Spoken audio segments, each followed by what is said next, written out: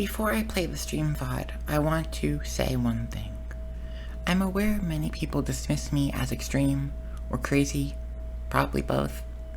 I will not deny that. I will just ask, is this not extreme?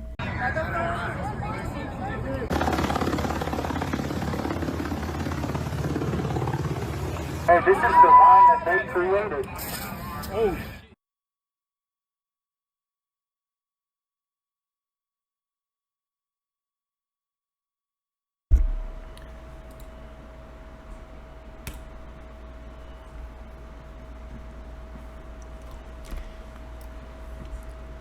It's the final one. It's been a month since the last video.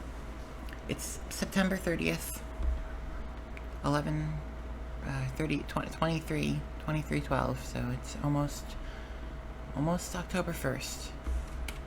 And we find ourselves, well, the government shut down. That is what it is. I don't really care about that. I do care, but like there's the bigger picture here. They are so stupid. People are so stupid. That is what it comes down to. I've been listening to this guy ever since the election, the inauguration actually. Talk podcasts. He is a very smart, very rational, insane, and authentic person in the United States right now. And the way that he says it is so true. So, in the last month of time, we have had mass psychosis over a supposed rapture from the MAGA people. Of course, illegal deportations are still happening. They're seizing random citizens now left and right, regularly, just holding them in cells. And at this point, I'm done. Hope continuing to allow me to connect to Twitch servers. I don't know if that's Twitch being weird. It shouldn't be my internet, but I think it might be my VPN. What was I saying? Yeah, America's crazy. People are fucking sick, is what the truth is. People in this country are sick. And you got the sick people that think the rapture's coming, and the sick people that just want to watch immigrants and queer people suffer. Trump's out here proposing complete eradication of trans healthcare and just banning all pride flags everywhere on public land. Okay, you're fucking sick. And then you have everyone else, and I'm wondering, where the hell is everyone else? Why am I not hearing everyone else doing this? Why do I feel like I'm the only person that actually fucking cares about this country? Oh, okay. Why do I feel like I'm the only person that's seeing this? Where's everyone else? Where are all the other people posting about this? Why has it been only me out here? I'm like the only person that actually talks about this shit. Where is everyone else? And then I saw this. Right? I saw this like a minute ago. Well, not the medbed thing, that was also ridiculous. This is the Trump's truth social right here. This is Donald Trump, President of the United States. Look, guys, there's no way to sugarcoat it. Nobody likes Democrats anymore. We have no voters left because of all of our woke trans bullshit. Not even black people want to vote for us anymore. Even Latinos hate us. So we need new voters. And if we give all these illegal aliens free health care, we might be able to get them on our side so they can vote for us. They can't even speak English, so they won't realize we're just a bunch of woke pieces of shit, you know? At least for a while, until they learn English and they realize they hate us too. Isn't this Google VL? This is what Google, and this is the other thing that pissed me off, the AI shit. These Silicon Valley bros that have the mindset of, like, your brother's stoner friend that thinks that whatever random bullshit that he thinks up is the next greatest product ever and keeps asking to borrow money. $500 million, $500 billion with a B, a Bravo, into buying stupid, it's burning on graphics cards so they can run this stupid shit, and paying for electricity and water so they can keep these data centers running. And put absolutely, and just ChatGPT, the Google VO, which is just making a bunch of minstrel shows that show clips of like black people in chasing watermelons, or of monkeys in a Spirit airline because it's a racist depiction of black people, or of the caricatures of Jews talking about taking a shower because it's a reference to, it's a joke about the Holocaust. That's what Google VO, the AI video generation program, that's what it's being used for. And Google sunk billions of dollars into this. Microsoft sinking billions of dollars into this. These are like not random alt-right neo-Nazi losers in your neighborhood. This isn't trailer trash. These are the highest, most powerful individuals in our society. And it seems like everyone else is just on board with it. Because I don't see other people rioting. I don't see other people raging about this online. I don't see other people showing up to... I go to leftist groups, it's like 14 people. 14, 1-4. In a town of 2,000. Oh, great. It seems like everyone's doing what they should do. Hey, but we all showed up for that march on No King's Day and then the Rage Against the Machine, didn't we? See, I actually sat that one out. I didn't want to go, because I knew exactly the type I'd be seeing there. I knew it wouldn't be nice. I wouldn't be able to play nice there. Also, again, liberals here pushing this normalized, everyone stay calm bullshit, shot a leftist that had a gun because they thought that they were an agitators.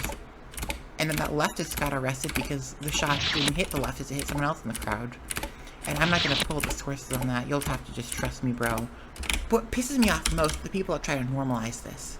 Because like, they're playing right into the corporate leaders' hands. This is what the corporate leaders want. They don't care what happens in the streets, right? The corporate leaders side with Trump because Trump's going to give them the money they want. Then they want to make sure everyone stays calm so we can still go to work and make more money for the corporate leaders. You are playing into their hands. You are falling for their scheme. They want you to stay calm. They want you to keep shopping, keep working, and keep buying things. Consumerism, my friends. Consumerism. And yeah, you're my friend if you still listen to me, because apparently everyone else doesn't fucking care. So if you actually listen to me, you are my best friend. Fellas, I keep on seeing this effort across the board, across platforms, to keep people, to normalize this, to be like, oh, it's not that bad to have the military in our streets.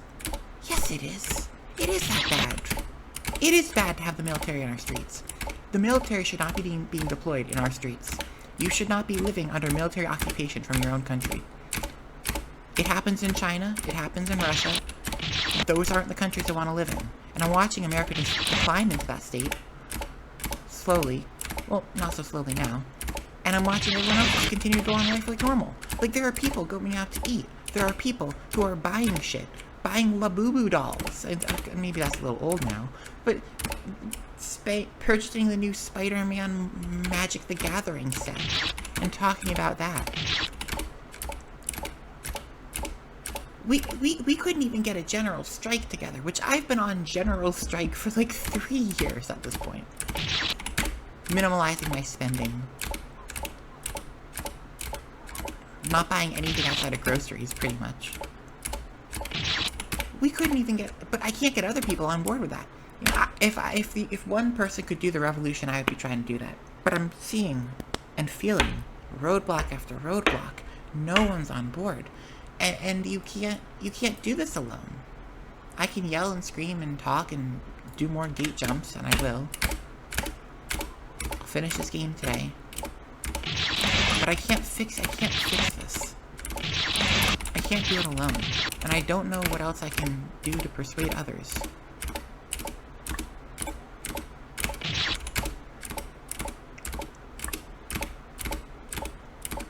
Because Americans are just stupid. En masse, just stupid. They're out here talking about how they're worried about making sure they get to the next class or university. They have to make sure they get they're too busy with their essays and their reports and assigned readings for university, for college. For what? So you can get a degree? Okay, so what? So you can work a job? In what place? If your plan is to escape the United States, you better be getting that degree within a year, because I have a feeling, and at this point, I don't know what the fuck's happening. I would be trying to escape now, and then finish your degree later. if you're gonna leave, but I really don't think you should leave. I don't think you should abandon all the people that are vulnerable, like myself, who are going to be stuck behind. You should be fighting this. You should be working against this. And if your excuse for not getting involved is that you have work or school, especially if it's school, you're not even making money from this. Are you kidding me? That's what's more important in your life? And I know I'm pissed off, and I'm probably not making any friends by yelling about that, because there's people who are going to feel offended and get defensive and then try to argue why they have the right. Just a reminder, hey, 100,000. Just a reminder that this is all the world we live in right now. The Democrats are at fault too, right? I'm not going to let that go. This isn't just the Republicans. The Republicans alone didn't do this. And I want to make that very, very clear. The Republicans are only a part of the problem. And in fact, I think the Democrats played a bigger role. I think the Democrats played a much bigger role in this than the Republicans did. The Republicans won by being the opposition. That means the Democrats fumbled the ball. They fumbled it after the first Trump administration. Joe Biden and Biden refusing to drop out when he said he'd be a transition president. He said he'd only do 4 years. And then he insisted on staying when he was in cognitive decline. Then he passed it off to Kamala Harris, who, by the way, if you want to know what neoliberalism looks like during a fascist takeover, she's on book tour. Kamala Harris is on book tour, complaining about the protesters, saying, I'm not president. Yeah, you're not president, because you fucking sucked. You did this to us, Kamala. You did this.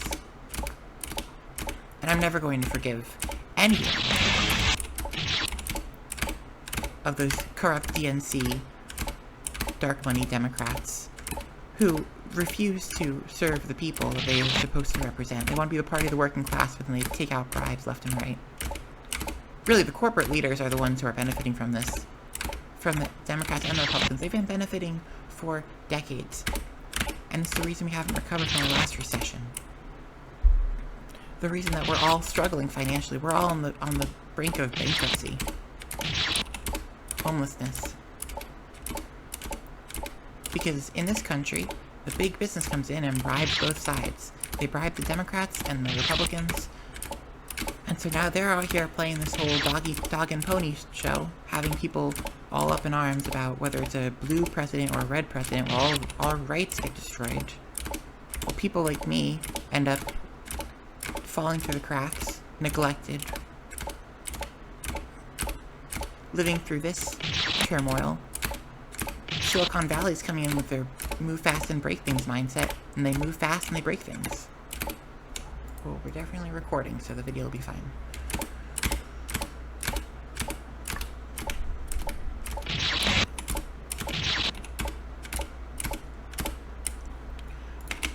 And this is the Truth Social.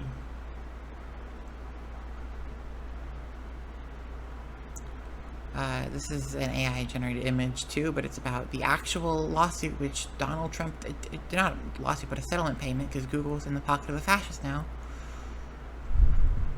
Israel, yeah. Yep. I guess these are pictures from the discussion meeting, which Donald Trump's posting his little photo album here.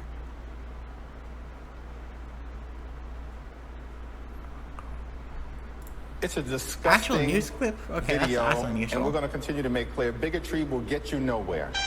We are fighting to protect the health care of the American people in the face of an unprecedented Republican assault.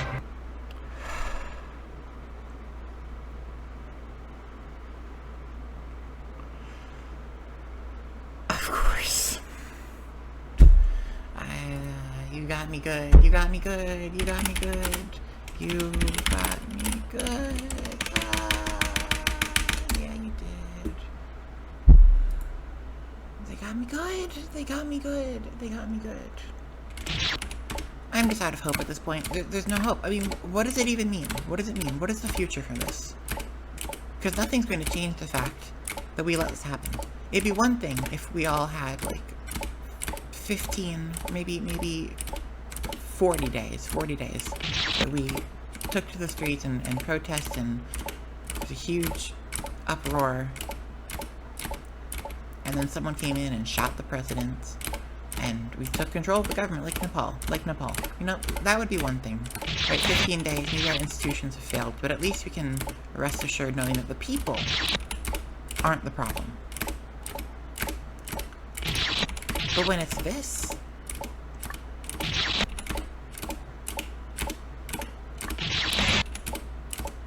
what does it even mean? What does a future in this country even mean? What would this be? Trump dying won't save us. Vance dying won't save us. Elon Musk dying won't save us. I don't even know where he is in politics anymore.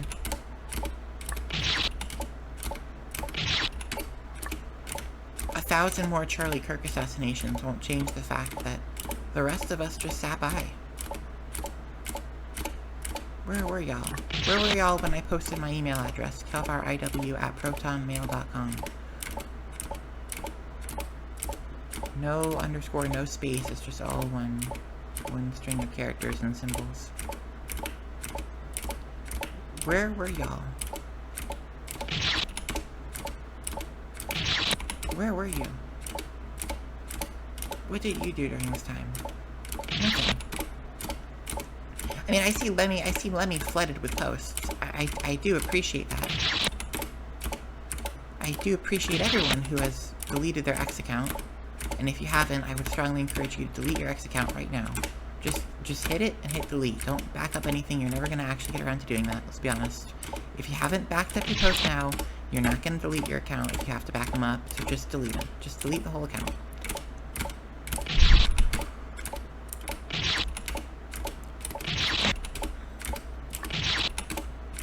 And I suppose after this I'll delete my Twitch account.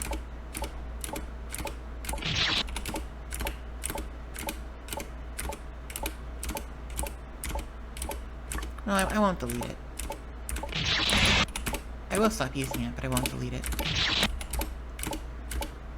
I might change the name. But I'll keep these videos up.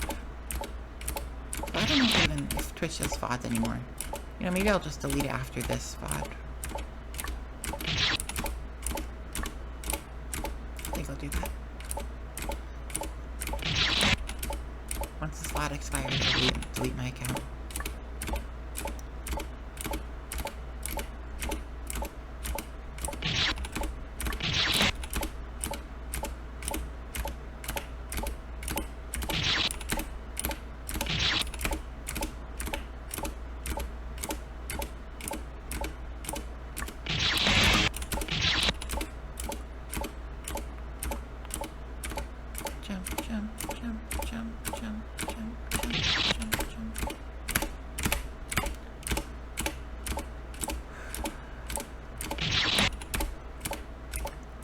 Americans are selfish, Americans are stupid, but I think what it really comes down to is Americans are gullible. They're so gullible. Maybe it's our school system. It probably is. It's our school system, our military authoritarian style, which keeps people infantilized. It's the way that people are treated at work. Do you think that has a part in it? I think it does. I think it's when you have workplaces treating their employees like children, it reinforces this idea that they are lesser people. And I think that's what's to blame, at least in part. Ladies and gentlemen, this is what we call corporations, team building activity. This is what we spend money on and ask, what is my ROI? This has no ROI. This is a kindergarten, the corporate kindergarten. People are feeling infantilized at work, and I think that translates into them feeling like they don't have any autonomy. It's perhaps like some learned helplessness, or maybe role casting, like you cast them as children and they think that they're children and they assess themselves as a child and don't think to unionize because they're children. They need to cling to the adults, like how students cling to their teachers and do what they say. It's really fucked up how all of this whole structure of our society seems to be built around people being incompetent.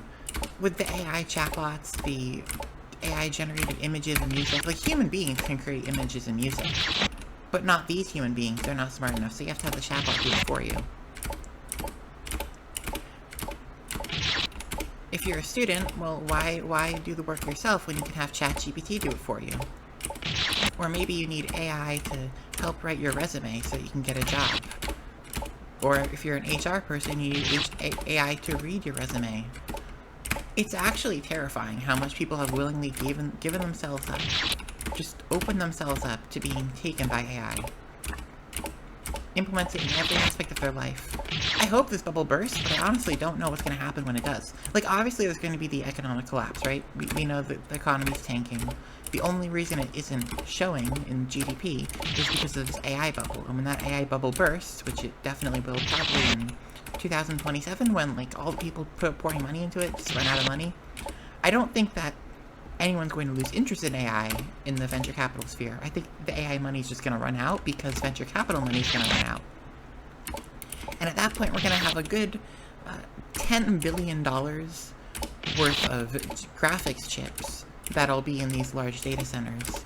And the rest of the money, I guess, went to, like, scotch or water and electricity costs or graphics chips that no longer work. And all this money is going to exist somewhere too, I suppose. Like, I think Nvidia might have it. At this point, the big tech companies would have spent all their money buying up farmland, and then that they'll have all the farmland, I guess, right? Bought it through JD Vance and Peter Thiel's little app. And we're also all gonna live in botnet. I say all, but what I mean is all minus me, because I'm not sticking around for this shit. I've given up all hope. I held on to hope for a long time. I ranted and screamed and argued and made posts, tracked articles, posted things, or tried to rally up people. I did that for a long time. You'll have to admit, I hung out. I stuck it out for a long period of time. I don't want anyone saying anything short of that. I undoubtedly did. I believed that people could come together. I thought it would happen before the inauguration. I thought it would happen after the inauguration. I thought it would happen when the stock market tanked. I thought this AI stuff would be rejected. It wasn't. I thought that people would enact general strike by now, and they didn't. And at this point, I don't know what to do. I don't know what else to do. Like, I don't think there's any way to make it clear. I don't think people are finding this out. I don't think they have the chance anymore. I'd like to believe I'm wrong, but at this point, how do we justify the last year of our life? How do we explain that? What's the explanation? At this point, it could turn out that the 2025 election was rigged, and I still would not have my faith back in humanity, because how do you explain the actions of every single individual person? The only way to justify any of this, from my perspective, is if you just reject reality. If you just wholly argue that people are good and will stand up for each other, refute every single argument to the contrary, like you're some kind of Republican being told that Trump is a pedophile, and then just stay so rooted in that belief. And also don't ever go outside. And don't ever meet any actual people, or if you meet any people, call them the vocal minority. Yeah, the vocal minority that took the majority of the 2025 election, and also that 2024 election, and also the vocal minority that is every one of us in running everything. It's definitely a vocal minority, right? That's why that all the biggest podcasters are Trump shills. That's why that the biggest... that's why Donald Trump won the presidential election, and all the governors, Republican governors. Majority of governors are Republicans, and the House is majority Republican, and the Senate is majority Republican, and the Supreme Court is 6-3 stacked in favor of conservatives. I mean, that one you can attribute up to the old process there, that the Supreme Court as a whole should not have run the way it should not be stacked the way it is, because, well, it shouldn't, but now I mean, the system it runs on is rather ridiculous. Like, it doesn't make sense there's 9 people that can run the whole country, and they also serve for life and have never been impeached, even though they can be. That doesn't make sense. But when you look at Congress, when you look at the presidency,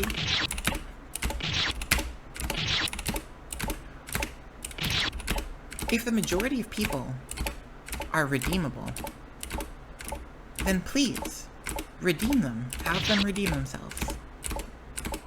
But at this point, I'm done. It's been 10 months. 10 months. No, it's been... Yes, it's been 8 months since the inauguration.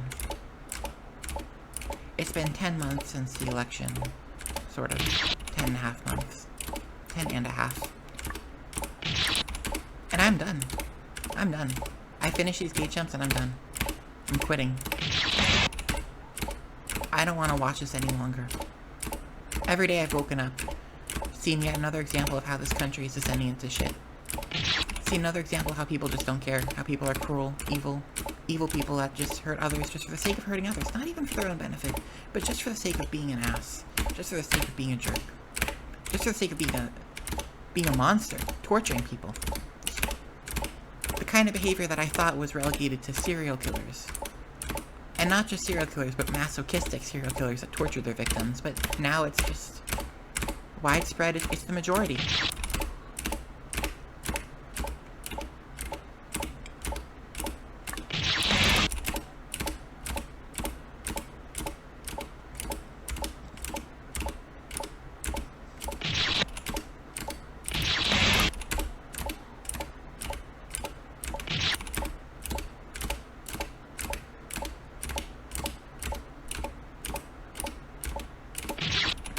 It's the people around me and it's the world around me, and I'm tired of it.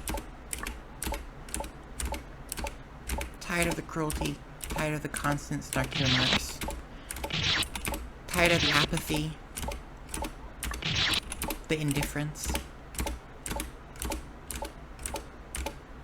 the lack of care.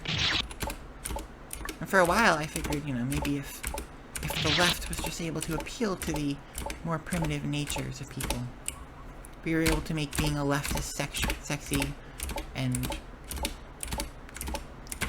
appeal to that sense of anger and violence, that maybe then we could take control again. We could rally people up. Deny, defend, oppose, I thought. I thought that would be it. Or delay, deny, oppose. Delay, deny, oppose. Delay, deny, oppose. I thought that would be something. Robin Westman, I thought her suicide note would resonate with people, but they just pushed her down. They just tried to cast her as a villain. The man who killed Charlie Kirk, allegedly. Tyler Robinson. He was people on Lemmy branded him the worst boyfriend ever. Are you kidding? I'd let that guy fuck me anytime. Just because he killed Charlie Kirk. What do you mean the worst boyfriend ever? Meanwhile, you're sitting around on your ass, ordering food to your door, masturbating, getting shit from Amazon, spending all your money on Labubus and gambling card games, and whatever the hell else people do with all their money. It's keeping the economy afloat. I mean, I'm glad we saw some people cancel Disney after Jimmy Kimmel, after his show was canceled for something he didn't even say. I'm glad that happened. I'm glad we got some people to cancel Disney Plus. Mind you, this is a relatively small boycott. I think some parents and some people probably have resubscribed to Disney Plus now because that's the way people are in this country. And just a reminder of the Disney Plus situation, of what that scenario was. It was a subscription to a streaming service which people were paying for, which had increased and was continuing to increase its costs. Which was delisting content, didn't even have the full catalog of Disney stuff. Only appealed to a very niche number of brands. And, mind you, media piracy is free. So there's a free alternative. And then they cancel a talk show that was one of their most popular shows because Donald Trump told them to. Or didn't even tell him to, but said that he wasn't happy with it. And that's what finally pushes people to cancel a service that they're paying for. And which has a free alternative, accessible to everyone. Not just cheaper, but free. And seeing the consumerism around Nintendo, Wizards of the Coast, Hasbro, this one, Wizards of the Coast owned by Hasbro, Disney, Uber and DoorDash, and every other, Amazon, Microsoft, Google, people clinging to their Facebook accounts that they don't even care about anymore because half the posts on there are just AI slop, but they just want to make sure they stay in contact with that one person that they never talk to. We're never gonna have, I don't believe, I've lost faith. This is it, I've lost faith. Now, feel free to hit me up on Discord and tell me why I shouldn't lose faith, and maybe I'll check it. Or comment right now and tell me why I should have faith in these people. But I've lost all faith. I don't think Americans are going to stand up. I don't think class consciousness is possible. I don't think any collective action is possible. Because the moment people hear they can't have a thing they want, they lose all interest in the movement.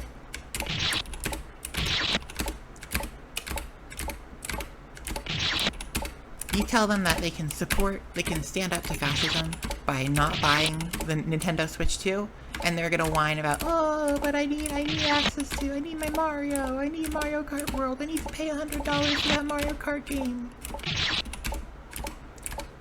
Same thing with people that complain about work and then say they don't have time for politics or energy for politics or don't do politics. The people who complain about their boss and then won't join you for the union meetings, or who complain about the union but won't even show up at the meetings. The apathy, I'm so tired of it. I'm so tired of it. And this coming from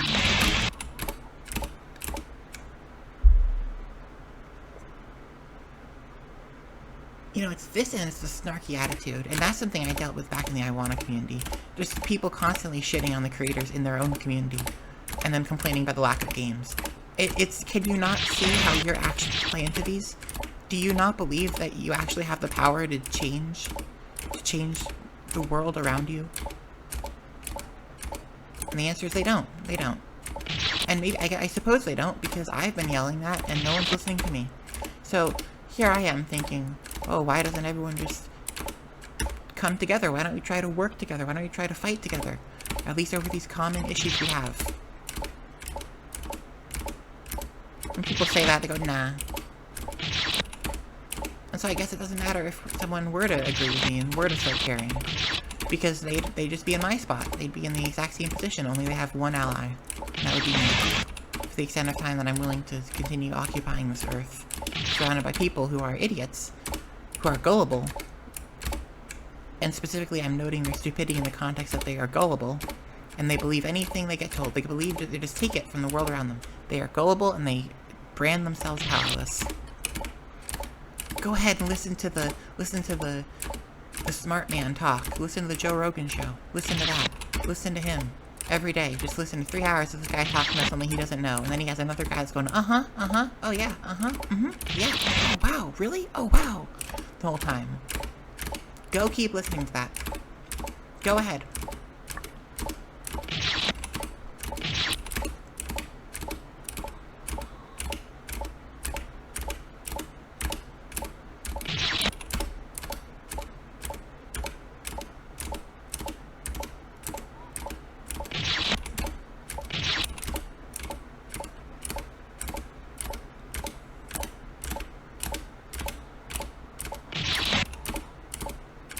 We have Donald Trump branding anyone who speaks against the administration a domestic terrorist. And there's still just people going to school and going to work.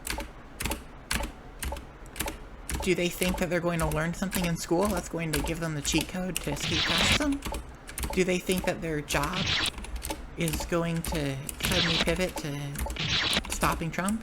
No, of course not. They just think someone else Someone else will do it. Someone else will take initiative. It's someone else that's gonna run this country the right way.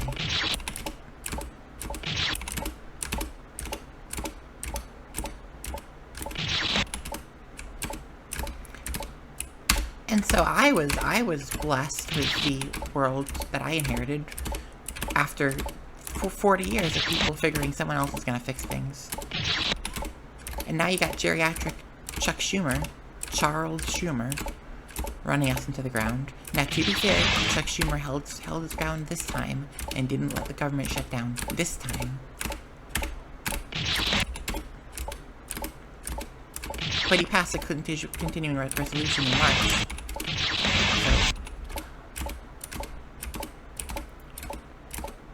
So that happened. Hakeem Jeffries and Chuck Schumer are too busy fighting the war on Zohran Mamdani to worry about the fascists in the White House. The DNC, which by the way stole the election away from Omar Pate, Minnesota governor, leftist, socialist candidate, who won the Democratic primary against an incumbent Dem. And the DNC decided that they're actually not going to have a primary. Decided that on the day that the winner was chosen, backroom DNC officials with their cigars just decided, nah, they're just not going to do it.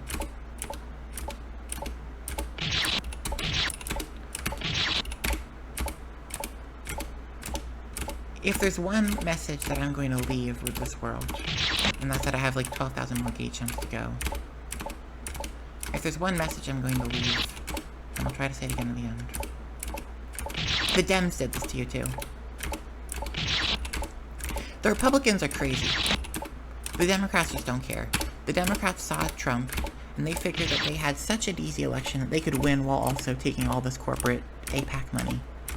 They could fuck the American people over, and Dems figured, that Americans would still vote for them, so they didn't even have to worry about the policies they put forward. Now, Dems were wrong in that, but they still seem more concerned with keeping their corporate money and keeping their donations than actually helping us. And so here's what I request. Here's what I'd request from every person right now. Never donate to a Democrat, ever. Not one. Independent, go ahead. But never donate to a Democrat. Green Party, fine. I hope Green Party runs for Congress. I hope every single Democrat loses. I hope every single Democratic DNC official, I hope they're shot, but more realistically, I hope they lose their jobs. I hope the whole party falls apart.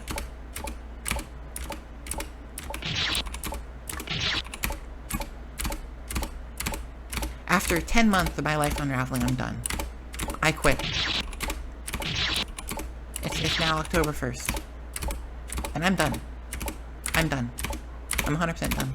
My life's been unraveling for 10 months at the hand of a man who should have been in prison if Joe Biden was able to run his fucking job. Able to do his job, but he wasn't. If Kamala Harris ran a decent campaign. If the DNC had just not stood behind keeping Joe Biden in the race, if he had promised voters that he would drop out.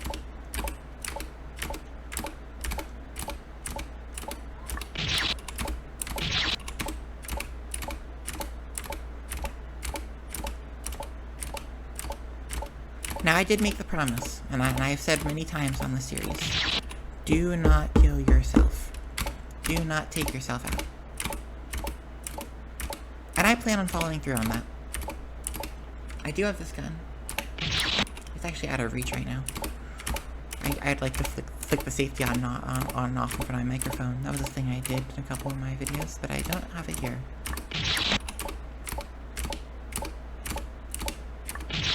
But I will not kill myself. If I can take at least one cop out before they shoot me dead, that's an extra kill, you know? And at this point, I don't even fucking care who I get anymore. Look at these people. You gonna tell me that any of them are worth their time?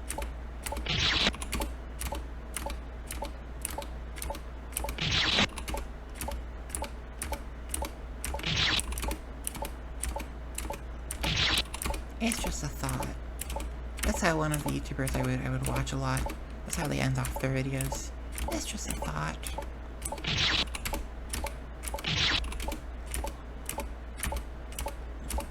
mean, hell, I've been branded a domestic terrorist, right? So I'm not safe in this country anymore. I'm a domestic terrorist. I can be abducted because of the laws that were approved by Obama's White House after the Patriot Act passed by Democrats in collusion with Republicans. I'm not safe in this country anymore. So I don't... There's nothing more for me to wait for. I'm in immediate danger right now. Immediate danger.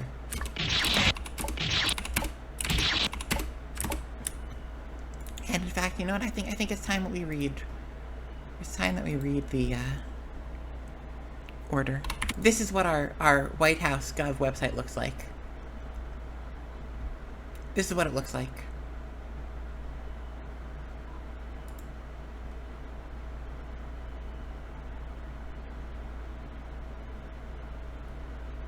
But okay, let's hear the executive actions. This is the one. Oh no, this is the one. Wait, what's this one then? Alright, I know this one. Antifa is a terrorist threat. Domestic terrorist organization. Consistent with applicable law. Yep, that's their little disclaimer.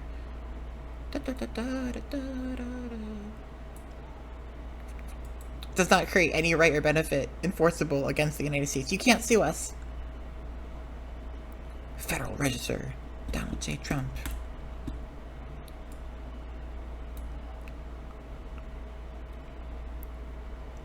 A whole bunch of caps lock text.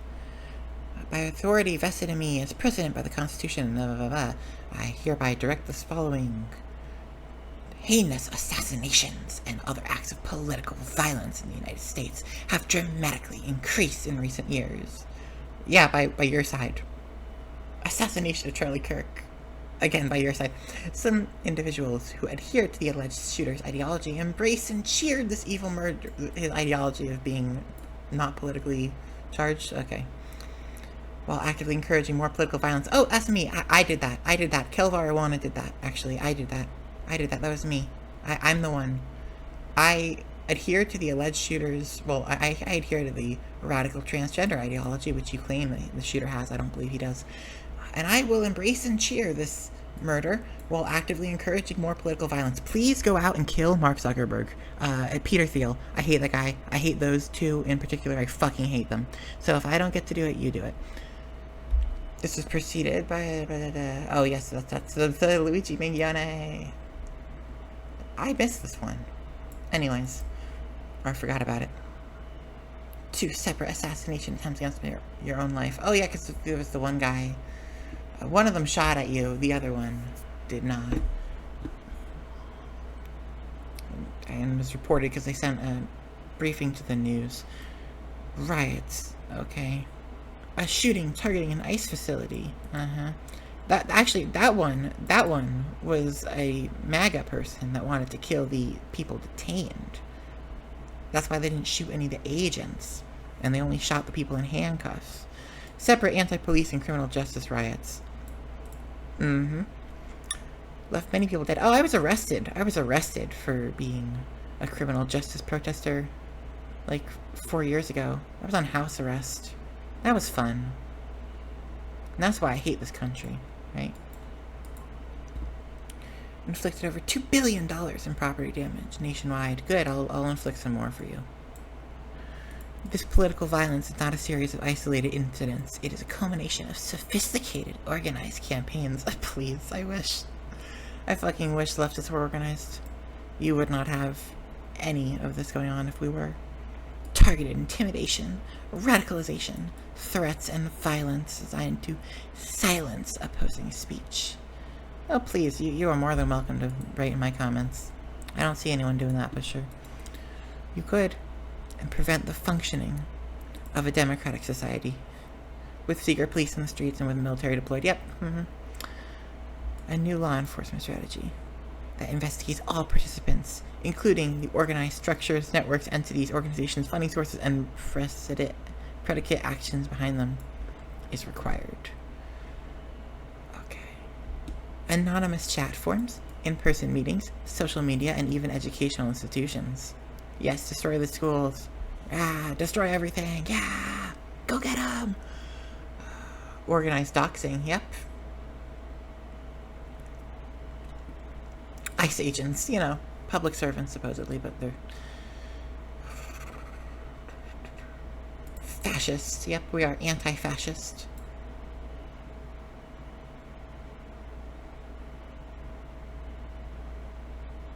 Justifying, yes, please.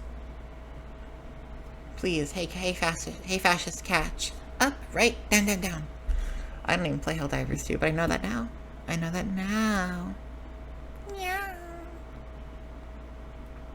The National Joint Terrorism Task Force and its local offices shall coordinate and supervise a national strategy to investigate, prosecute, and disrupt entities and individuals' political violence, institutional and individual funders of organizations. Okay, so if you fund a Democrat, you're probably going to be deemed a terrorist. Non-governmental organizations. You know, like, I'll say this, right? If the one thing that I might hold out for, is if Donald Trump is going to shoot Hakeem Jeffries and Chuck Schumer. I would pay money to see that. I would donate to the Trump campaign to see that happen. At this point, I just want to see them die. Maybe I should get AI to do that for me. No, I'm not going to use AI. That's the enemy's tool. We don't use that. But if Hakeem Jeffries or Chuck Schumer get shot, DM me that footage, okay? DM me that. If I'm still alive, I'd appreciate that. And if I'm not still alive, you can at least know that you honored my wishes.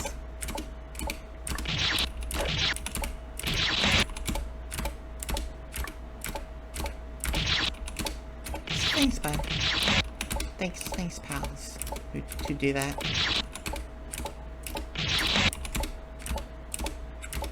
I don't care anymore.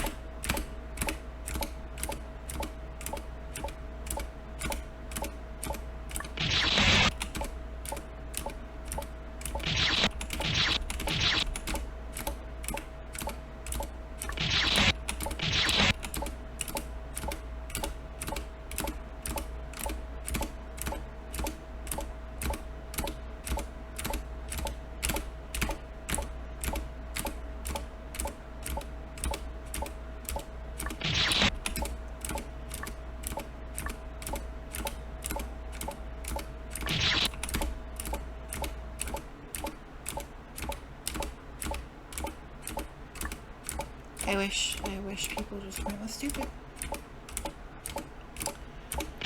I wish we could have done something, you know. I wish someone either asked me to join them or joined with me. I wish someone tried to work with me. I wish someone asked me to work with them. I wish someone had some idea of what to do. But there was no one. No one did.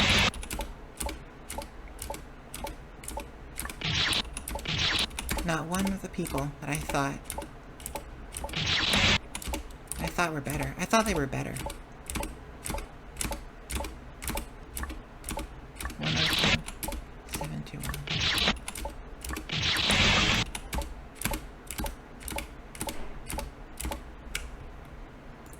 I thought we were better than this.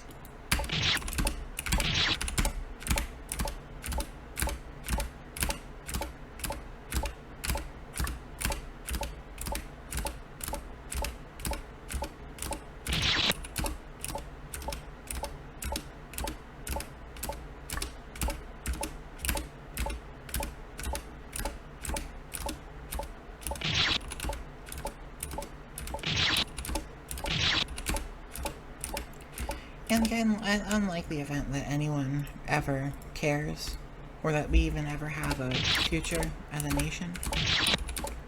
There's no we, because if there's a future of this nation, can you deregulate all drug laws? Can you undo Nixon's war on drugs? That'd be cool. I think that'd be nice. The trans masculine people would appreciate that. The ADHD people would appreciate that. Every single person would appreciate that. Marijuana smokers, psychedelics researchers, like, can we just do that? That'd be nice.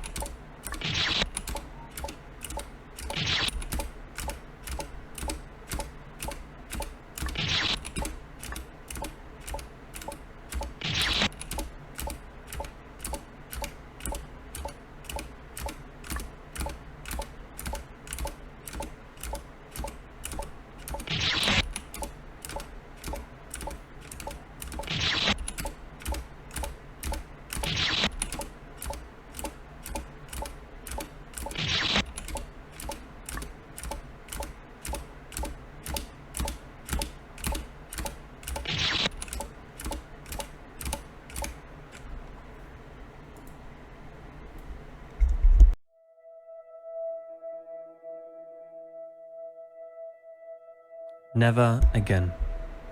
That's what we Germans always tell ourselves. This should never happen again. And it surely won't, right? I mean, we now know how fascism looks like. World War II changed the game. That's why it's time for a redesign. A friendlier and more quiet form of fascism that slowly creeps its way into society.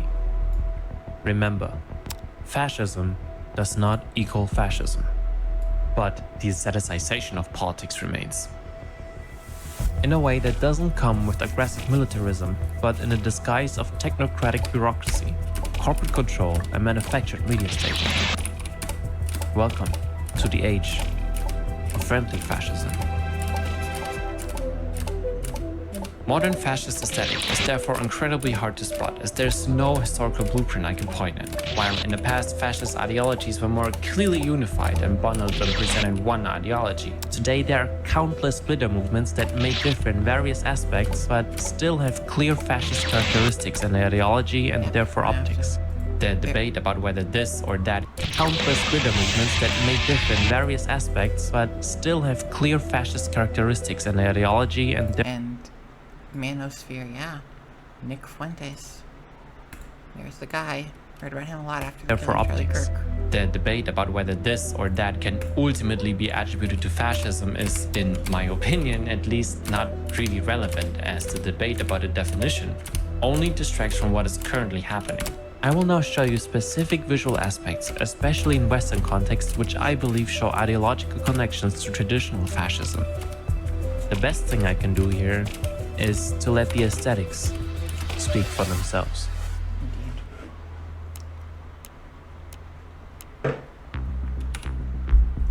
The neo-futurist art movement has no connection to fascism as it did back then. No glorification of violence, war, and macho culture.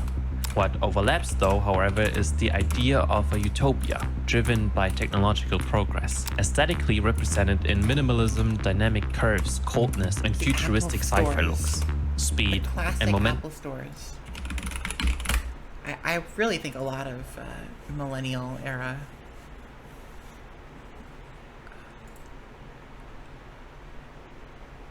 aesthetics and building design came from this. Look at it, it's just straight planes. Looks like something you'd see in 7 Days to Die or perhaps Minecraft. It's just straight, blocky, uniform design.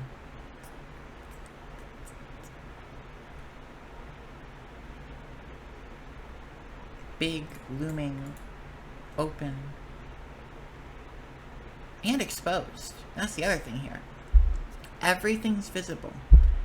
In a world that looks like this, large, blocky spaces with big windows, you have nowhere to hide. But it's presented in such a peaceful way. It seems like it's just normal to not have anywhere to hide. Of course, you're in public. You should be visible to the public at all times when you're in public spaces, right? Well, wrong, but this kind of architecture certainly... Like, look. Every single square inch of this building is visible to the outside. They got the glass on, the curved glass at the end. Hell, you know what? You could probably pull up. I didn't mean to use all caps. Oops, I have my caps lock on. Trump key. Look at the corporate park. Corporate park Epcot design. Same plain and open spaces. Large glass buildings, everything open. Whatever the fuck. This is a concept art. This is not what they actually made. The concept art was crazy for this, but I'm by no means a Disney fan. In fact, I actually hate the brand and would like it to completely burn down. I really was hoping that would happen with the whole fight with DeSantis. Unfortunately, that did not happen. Also, what is... Okay. Sure. These aren't even what I searched for. So it's no wonder that many Silicon Valley companies in particular are adopting this aesthetic. I do see a philosophical connection between the early 1900s futurists and today's tech bros. The desire for a future in which technology will save the world. And it's time to rebuild America. There is a cult surrounding tech bros like Musk and Zuckerberg. Beyond just their wealth, the whole techno-optimist mindset helped foster a culture where these absolute losers could be idolized. Mindset helped foster a culture where these absolute losers could be idolized. It doesn't display the name, so I'm gonna go back and say one. There is a cult surrounding tech bros like Musk and Zuckerberg. Elon Musk. Beyond just their wealth, Mark Zuckerberg. the whole techno-optimist mindset that helped foster a culture. Sam Altman. This guy's the fucking biggest loser of them all. I would love to just pounce on him and gouge his eyes where out. These absolute losers could be idolized. Libertarians like Musk, Zuckerberg, Bezos, and Thiel also clearly reflect the macho culture, as was the case in classic futurism. I think having a culture that celebrates the aggression a bit more has its own merits that are really positive. It's one thing to say we want to be kind of welcoming and make a good environment for everyone. And I think it's another to basically say that masculinity is bad. If you take a closer look at the glorification of war, the glorification is striking when you look at companies like Peter Thiel's Palantir. The ties between Silicon Valley and the military-industrial complex run very deep. A tech utopia led by strong men. The glorification of power, progress, masculinity, and military dominance now comes in a context of slick minimalist corporate advertising or image campaigns rather than the avant-garde art movement of futurism. Imagine a tech-driven future in which corporations rule the world, climate change destroyed entire cities, fixed social hierarchies exist, and Ryan Gosling slowly bleeding to death. I think we can all agree cyberpunk might look cool, but is a future nobody really wants. So, how do I sell a future that will most likely happen, but with a less dystopian look? You've seen the line, right? Neon. Saudi Arabia's Neon. That's solarpunk. Solarpunk is meant to be the optimistic counterpart to cyberpunk. A utopian aesthetic where nature and technology coexist in harmony. It combines tradition, conservatism, and polished tech futurism at the same time. Solarpunk does indeed represent a certain counter-movement to neo-fascist concepts, but there are dangerous tendencies into which the aesthetic could drift off. In the context of the so-called eco-fascism, authoritarian forces can be misused to emphasize blood and soil nationalism, population control, and racialized conservation. The danger is that the aesthetic of harmony with nature can be repurposed for exclusionary or nationalistic goals, an aesthetic that is used by nations such as Saudi Arabia or Israel.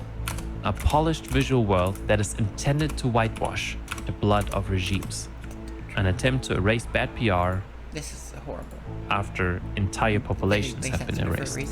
Solarpunk is an excellent Trojan horse to maintain the illusion of a tech utopia and to sell the people a beautiful image that's worth aspiring to and fighting for. This aesthetic takes on fascist traits when the utopian imagery basically only depicts white people, relies on Eurocentric aesthetics, or presents colonialist imagery. That utopia becomes worth expanding for. Basically Helldivers. And spread managed democracy throughout the galaxy. Yes. Basically Become a hero.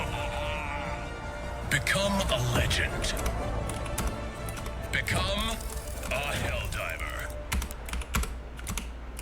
People who don't understand the fact that tech plays an almost religious role in Silicon Valley is not groundbreaking, especially when tech and consumer fetishism come together. Luckily, the tech bro cult isn't political at all. That's what they're saying, at least. The MAGA movement clearly has aesthetic similarities to cult-like structures. A selected messianic leader who will return America to its former glory and bring the elites to justice. With you at my side, we will demolish the deep state. I am your voice. Today I add, I am your warrior. I am your justice. And for those who have been wronged and betrayed, I am your retribution. I am your retribution.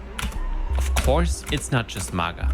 Look at the AfD's Björn Höcke, for example. Yes. The aestheticization is just nowhere near as uniform and intimidating as it was in the 1920s. Mobilizing that way simply wouldn't work nowadays anymore. Numerous neo-fascist movements either collapsed or never gained momentum because of that. But the mystical nonsense is still there. Similar to 1930s Nazi rhetoric of the Jewish well conspiracy, modern fascism is dependent on conspiracy theories and vice versa. They are mutually reinforcing systems. Conspiracism supplies the emotional fuel, while fascist movements channel that fuel into political... I'm just gonna go back and say, it is kind of funny that Marjorie Taylor Greene is actually potentially breaking line. Like, of all the MAGA to break line, it's her. Because the thing is with her, she's not like,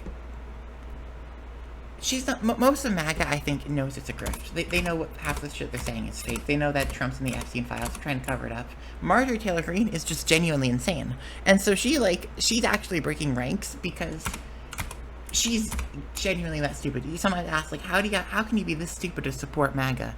And the answer for Republicans is they get their seat, they get their money, they get to be a part of the new government when the old government gets persecuted and just people get killed. And Marjorie is just actually genuinely crazy, and she really thinks there's a secret Jewish coalition that is powering the world. She's just actually crazy.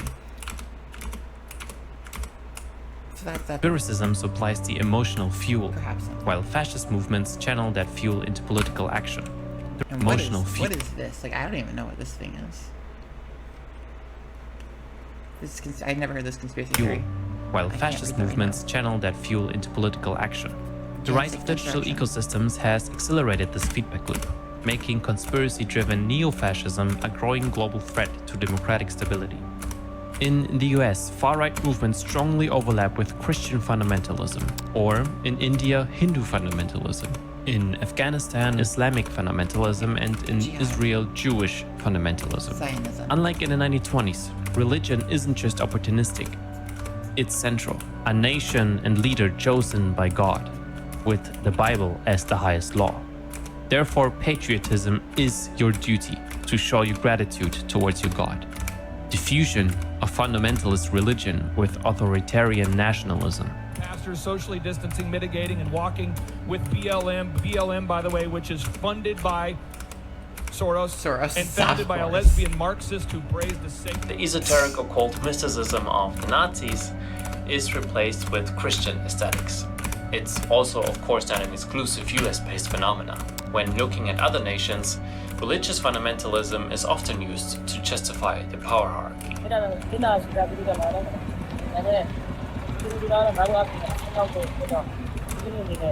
That's the Hindu fundamentalists. Linking one's own nationality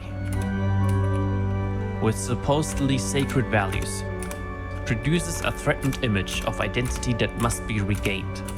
It not only produces a longing for the past, but also a fear of losing this collective identity, culture, and supposed values.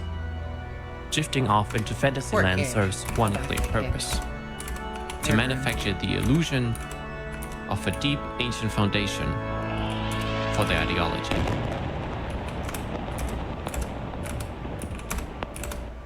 Nostalgia for the past is still a major theme. Instead of addressing concrete changes in living conditions, people are promised a return to some traditional good old days like the 1950s or Reagan's 1980s in the US, Russia with the Soviet Union, or Germany with reclaiming.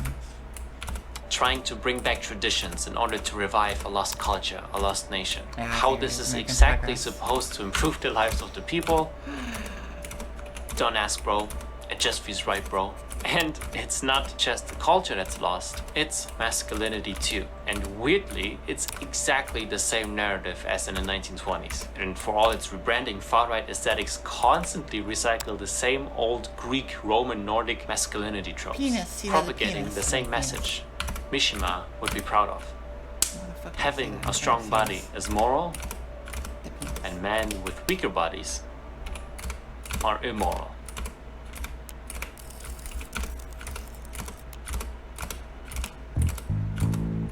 Okay, we are now slowly getting into online culture war. This is the goofy zone. Everything I'm showing you now is very stupid, cringe, and laughable.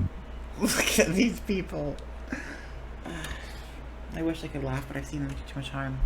So I'm laughing, but then feeling bad about it. Like, really?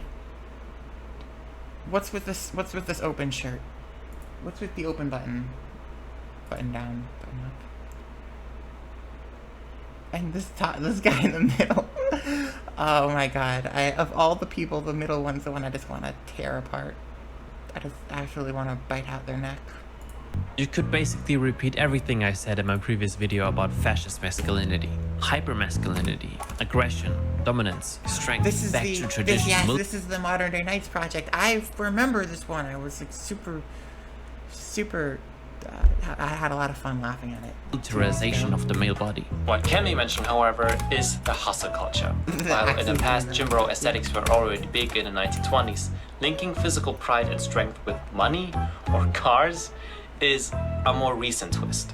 A serious consumption of hustle content cars is a more recent. Greystone Trading, millionaire 23-year-old man reveals Jewish secret. Gotta have the classic anti-Semitism. It's the Jewish secret. Recent twist. A serious consumption of hustle content could potentially lead to even more content tailored towards young men. Fitness, routines, self-help content, then to apolitical podcast bros, dating advisors, and lastly, why the man crisis really exists. A deep dive into this pipeline can be seen here.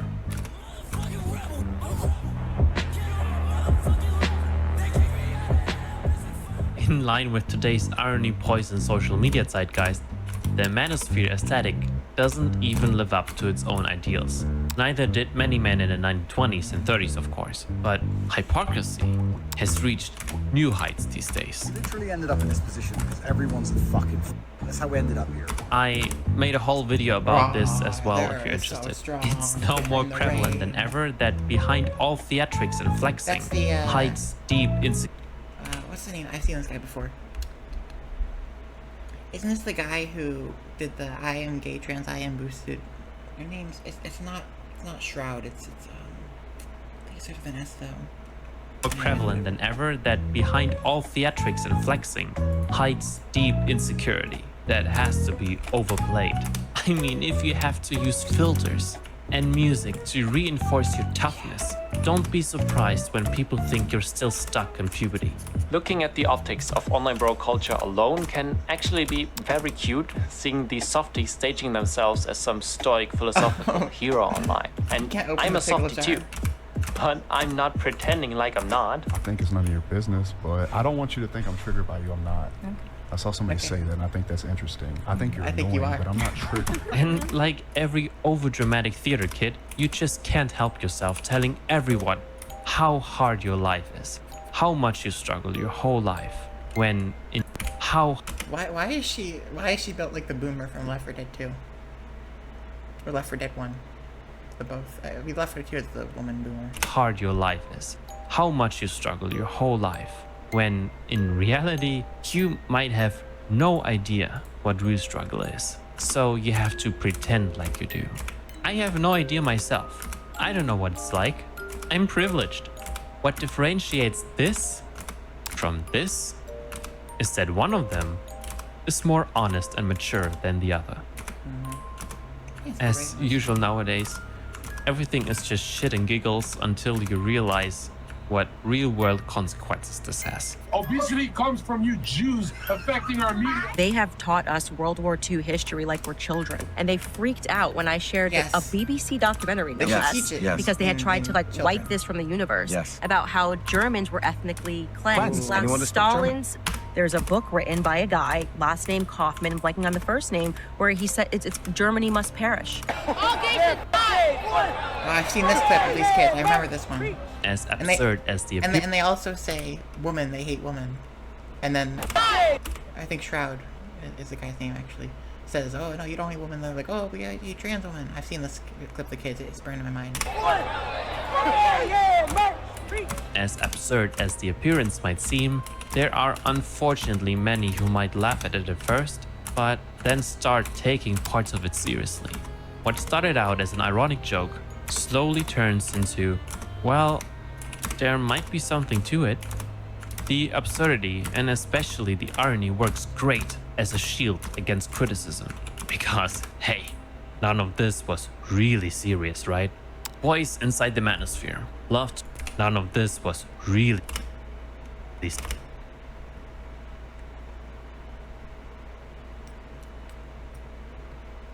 Whatever the fuck this means. I tried to just to discern the sentence. I'm actually not going to anymore. Serious, right? Boys inside the manosphere love to identify themselves with characters from pop culture. Whether it's Thomas Shelby, Patrick Bateman, or so-called edgelord characters like Joker or Eren Yeager. Edgelord characters are particularly popular with incels because they see themselves in them. You know, the misunderstood outsider of society who are the actual victims. Or just straight up Nazi Superman. Yeah. Edgelords break taboos or cross boundaries to provoke, often through sarcastic, dark humor. This mindset is clearly reflected in their visual aesthetics. That's why it's common to see references to provocative imagery involving extreme figures like Nazis, mass shooters, or serial killers in incel subculture. These are often used to grab attention to epically trigger snowflakes who take everything too seriously. The dehumanizing ideology. What is this site? This is not Watch People Die. I actually don't know what site this is. Of incels is especially visible in the cartoon-like portrayals of racist, offensive caricatures like Chads, Janks, or Chirones. These exaggerated figures may come with a tone of ironic, dark humor, but are clearly ill-intended and just plain cruel. The caricatures closely resembles anti-Semitic cartoons or other forms of dehumanizing propaganda from the past. Unlike the Nazis, who used eugenics to justify racial hierarchies, incels used eugenics to measure attractiveness based on external traits. This reinforces the fascist tone of their visual symbolism.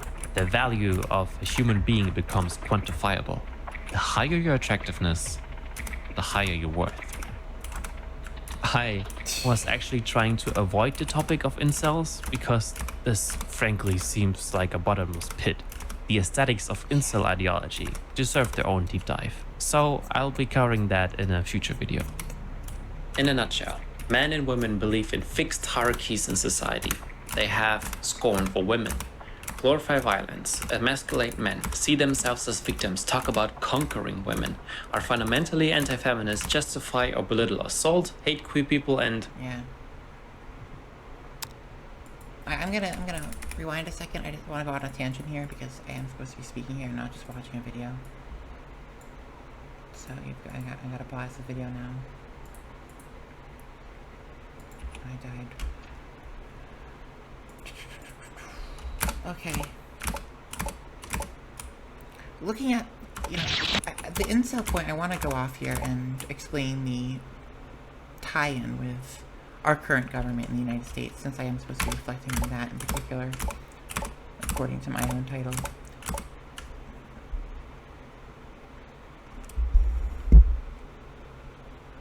If I look at the government, so Donald Trump, he's just a grifter. I'm not even going to consider his opinions because he's always been, he doesn't have the mental competency to actually enact anything. He just does what he's told.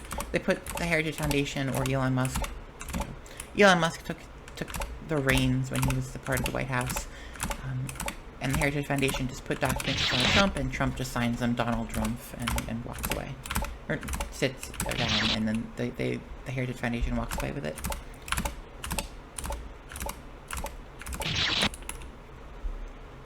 So Trump is just a grifter. Then you got people like J.D. Vance. Now J.D. Vance believes in a heterosexual, traditional, monogamous family values, anti-divorce. He's like moderate right by current standards. And J.D. Vance, he believes that women should be subservient to men, but he still believes that women are people. Then you have people like Pete Hegseth, who are more extreme religious fundamentalists and misogynists. Pete Hegseth, the part of Doug Wilson's church, I talked about that in an earlier video. Doug Wilson's church believes that women should be entirely subservient to men, as in second-class citizens, not just J.D. Vance wants locked-in marriages that can't be divorced and traditional family units. Pete Hegseth wants women to be in the place of black people in the Jim Crow era, and perhaps wants black people in that spot too, if not just servants on the MAGA plantations. So Pete Hegseth believes that women are inferior humans, that in a marriage, Pete Hegseth and Doug Wilson's church would be of the view that marital rape isn't a valid concept, that if there is, for any reason, a disagreement between a man and a woman, the man always wins. And, like, you know, if a woman were to run away with her kids from an abusive man, an abusive father, under Doug Wilson's church ideology, Pete Hegseth's ideology, that woman would be deemed a kidnapper. Even though, mind you, the woman spends 9 months with that child in her, of course. And I'm saying woman and man here, meaning like cisgender, because let's be honest, the persecution of queer people is across the right wing. From moderates like J.D. Vance, and yes, moderates under this current scale, to people like Pete Hegseth, or you know the extreme would be the Nick Fuentes Groyper type, which I only really learned about after the shooting of Charlie Kirk. Well, kind of, but Elon Musk was is perhaps the only Groyper in government. I don't know about maybe some of the podcast bros that were hired. Like, I don't know what Cash Patel fits, besides being incompetent and looking like a pug. You know, Elon Musk is, with his harem breeding plantation and with his general right-wing ideology, calling himself Kekius Maximus, Elon Musk is perhaps the only government official that actually is a Groyper, or an incel, 4chan type. That being said, of course, MAGA has strong alliances with that movement. And ultimately, it doesn't matter at this point what the public support is, because, and here's the thing I want to also point out.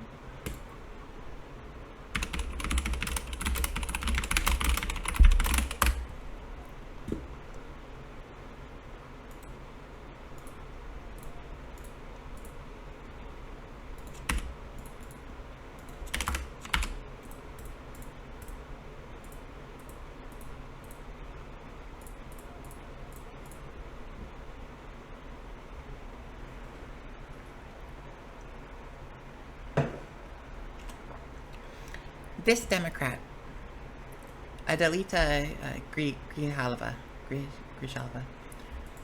Democrat in Arizona, she won a runoff election. Mike Johnson is continuously delaying her being sworn in. Now,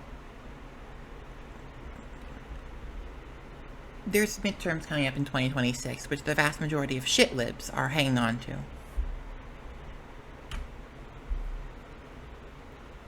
I strongly believe the Democrats will win the midterms. Perhaps control the Senate, definitely control the House. I strongly do not believe this government will listen to them. I don't believe they'll be sworn in. If they're sworn in, I believe that Trump will attack Congress. I don't think that Donald Trump is going to allow the Democrats to take control again. Because here's what I want to point out. The January 6th insurrection, it was mentioned in the video, and I'll bring it up again.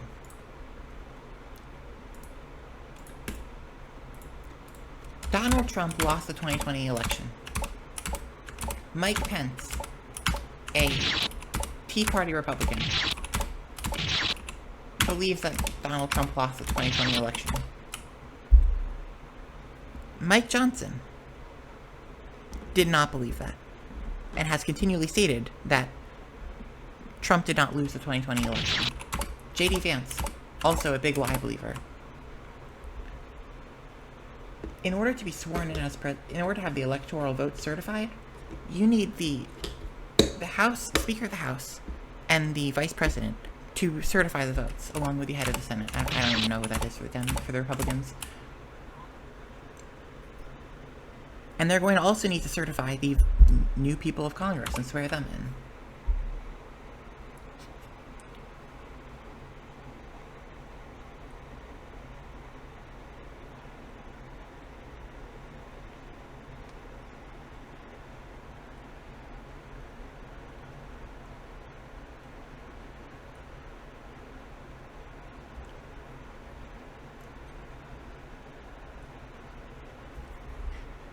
Now, technically, certifying the electoral votes, it is purely a performative act. Like, you're not allowed to actually object to it now because of the fact there was a big push to do so before the Jan 6 insurrection.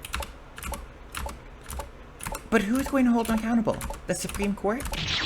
They're obviously not going to hold the Trump administration accountable to anything.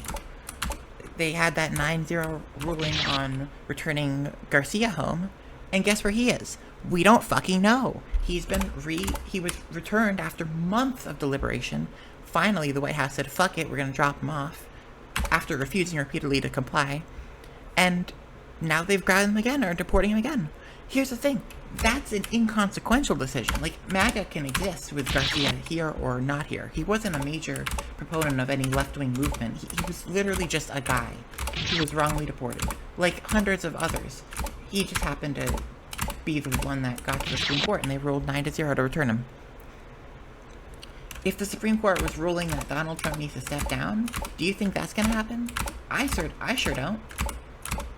Who is going to be the Democrat that says, or the Republican that says, that will certify the electoral votes? All they need to do is say, oh, it's fraud. It's fraudulent electoral votes. Midterms are fraudulent. The end. And it's not happening. And yet I see leftists and liberals, mostly liberals, trying to keep everything calm and act like this is all normal, when we should be taking to the streets like Nepal. Why can't we be like Nepal? Why did that not happen here? We had Luigi Mangione in December, and everyone was all talking about that, and they all forgot it. We got overwhelmed by the fascism and decided not to do anything instead of trying to do something improperly.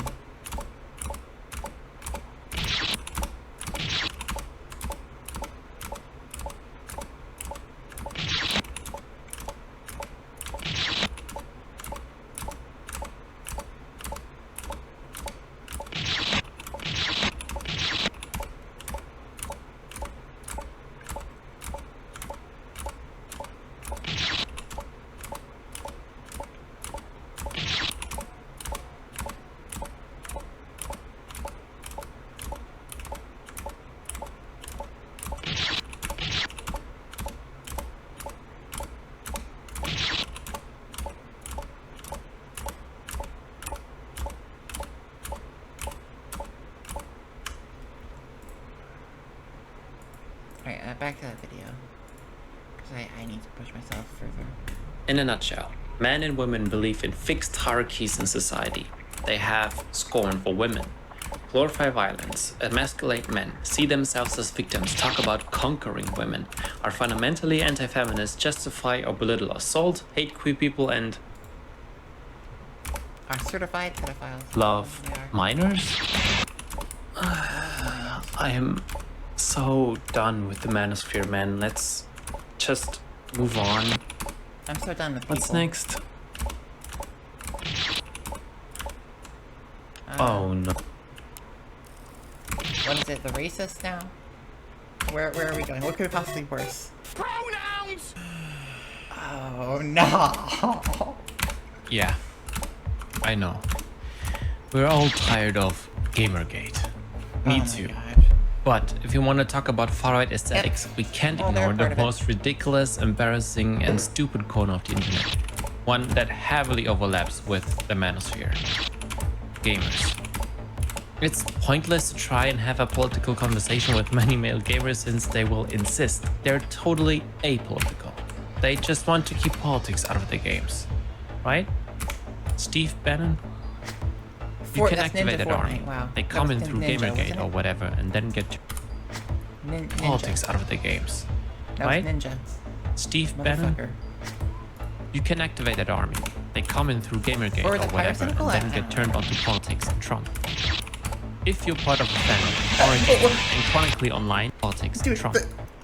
And then he just fucking said Kyle's. Like, I can't do it with these people. I can't stay in this world anymore. I'm gonna have to finish this Geek Junkie soon so I can go kill some fucking people and then get out of here. I'm fucking done. They come in through Oh my Gamergate God. or whatever and then get turned onto politics and Trump. If you're part of a fandom or a gamer and chronically online, you've definitely seen these thumbnails, right? That was a joke. Very It was a similar joke. to the Minecraft. ones In floating Minecraft. around in Manosphere Bubble. Women in these thumbnails are often similar I have to. and chronically online. You've definitely seen these thumbnails. Oh, this is right? this is an Very sorry, similar I was- to the ones floating around in I mean, this is like.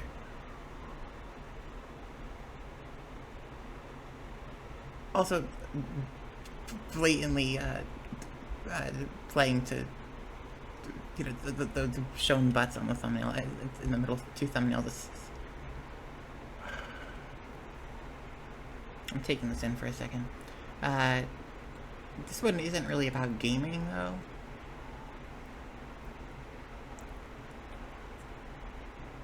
It's just image of woman and bland words. Manosphere Bubble. Women in these thumbnails are often emotional. Oh, and you got the avatar across, you know, when the PNG crosses their arms to make this good point. Hookup culture isn't fair. Misogyny, OnlyFans, something. It's just I don't know who this character is on the right. I do know some of the figures like this. There's one that has the I don't know the anime girl's name, but it's some anime girl with glasses, and I've seen those thumbnails a lot. And apparently there's I think I saw like a furry that was also a part of the manosphere culture. Like, I mean, it was like she was an anti-modern woman. You know, Hysterical gamer. or hypersexualized.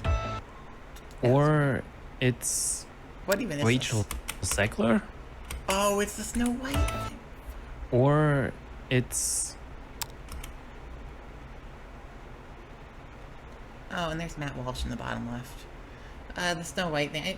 Disney's trash, but yeah, they've decided to. Are those AI Simpsons? Yes, it's an AI Simpsons thing because there's no Simpsons episode with Snow White. Rachel Zegler? These apolitical, edgy basement dwelling. Who even is this guy? Tectone. The free speech warriors just want to protect the last sacred safe space Asmongold. for men. A place. Warriors just want to protect the last sacred safe space for men. A place that's safe from being feminized. The last manly refuge where real men oh, and this is the one. This is the girl dancing can lingerie. still be men. Real men. And I'm so tired of the I lost her about my divorce. world being dictated by emotions and feelings, and we have to accept everybody even though they don't accept us. And this new era is Minecraft just creeper in the a background. bunch of fucking pussy limp dick soy balls. Due to this all being resurfaced by Hassan, I suppose I will no longer be interacting with my father in any way, shape, or form on my stream. So, how does this protectors of masculinity visually manifest? But you're gonna fucking get PDF? Dr. Disrespect. A fucking pedophile? You're gonna get a predator? He's a proven pedophile. Shut the fuck up. Who are these fucking weirdos, man?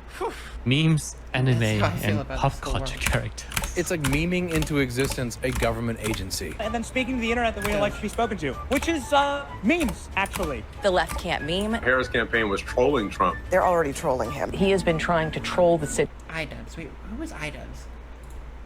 I feel like I've heard that name before. And that was this one.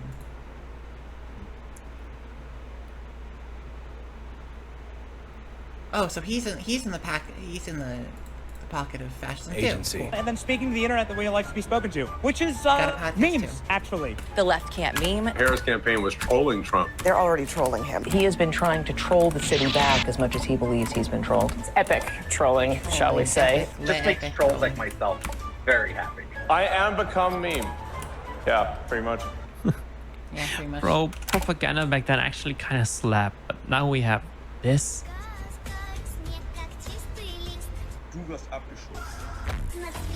Oh my fucking god.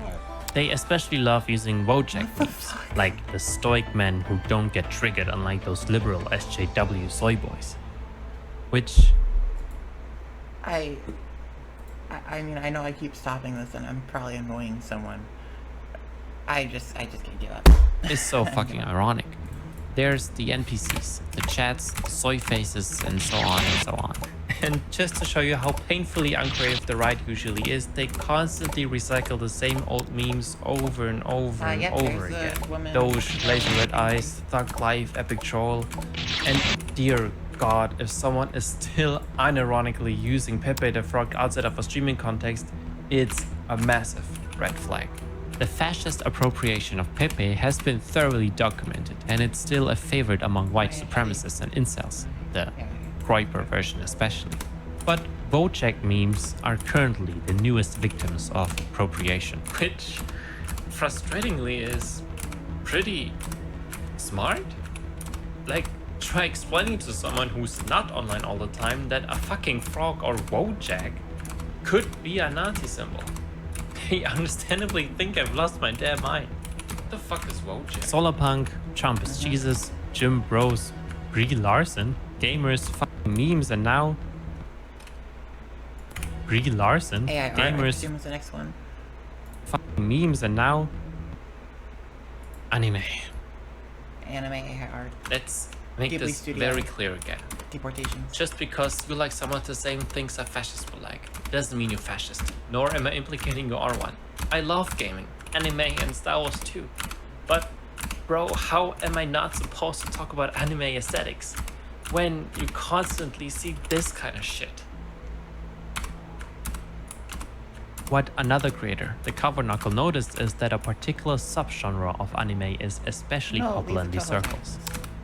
Mo anime girls. Cute, innocent, mostly underage, sometimes sexualized anime girls. Now, we're getting into the really weird stuff. Putting aside the pedo vibes, this kind of cutesy aesthetic whitewashes all meaning. Suddenly, friendly fascism becomes quite literal. Anime aesthetics are perfect for whitewashing, softening or trivializing imagery that would normally be seen as fucked up. It once again shields itself behind irony and dark humor to delegitimize criticism. This entire nerdy online bubble is so bizarrely fascinating to watch because they're so hyper online, so niche, that even the people who agree with their ideology still find them ultra weird. Yeah, biological value to create human offspring. Exactly. Like that's a lot of women's, like women have like an intrinsic innate value because they can have kids. And so whenever they're older and they're not able to have kids or for whatever reason, that's not really as viable, then their biological value goes down in the eyes of a lot of guys. That's it. Yeah, beauty's their whole selling point. Yeah, exactly. Oh no, the kid from The Last of Us isn't enough for us anymore. Hollywood's gone too woke ever since Harvey Weinstein left. Like, listen to yourself.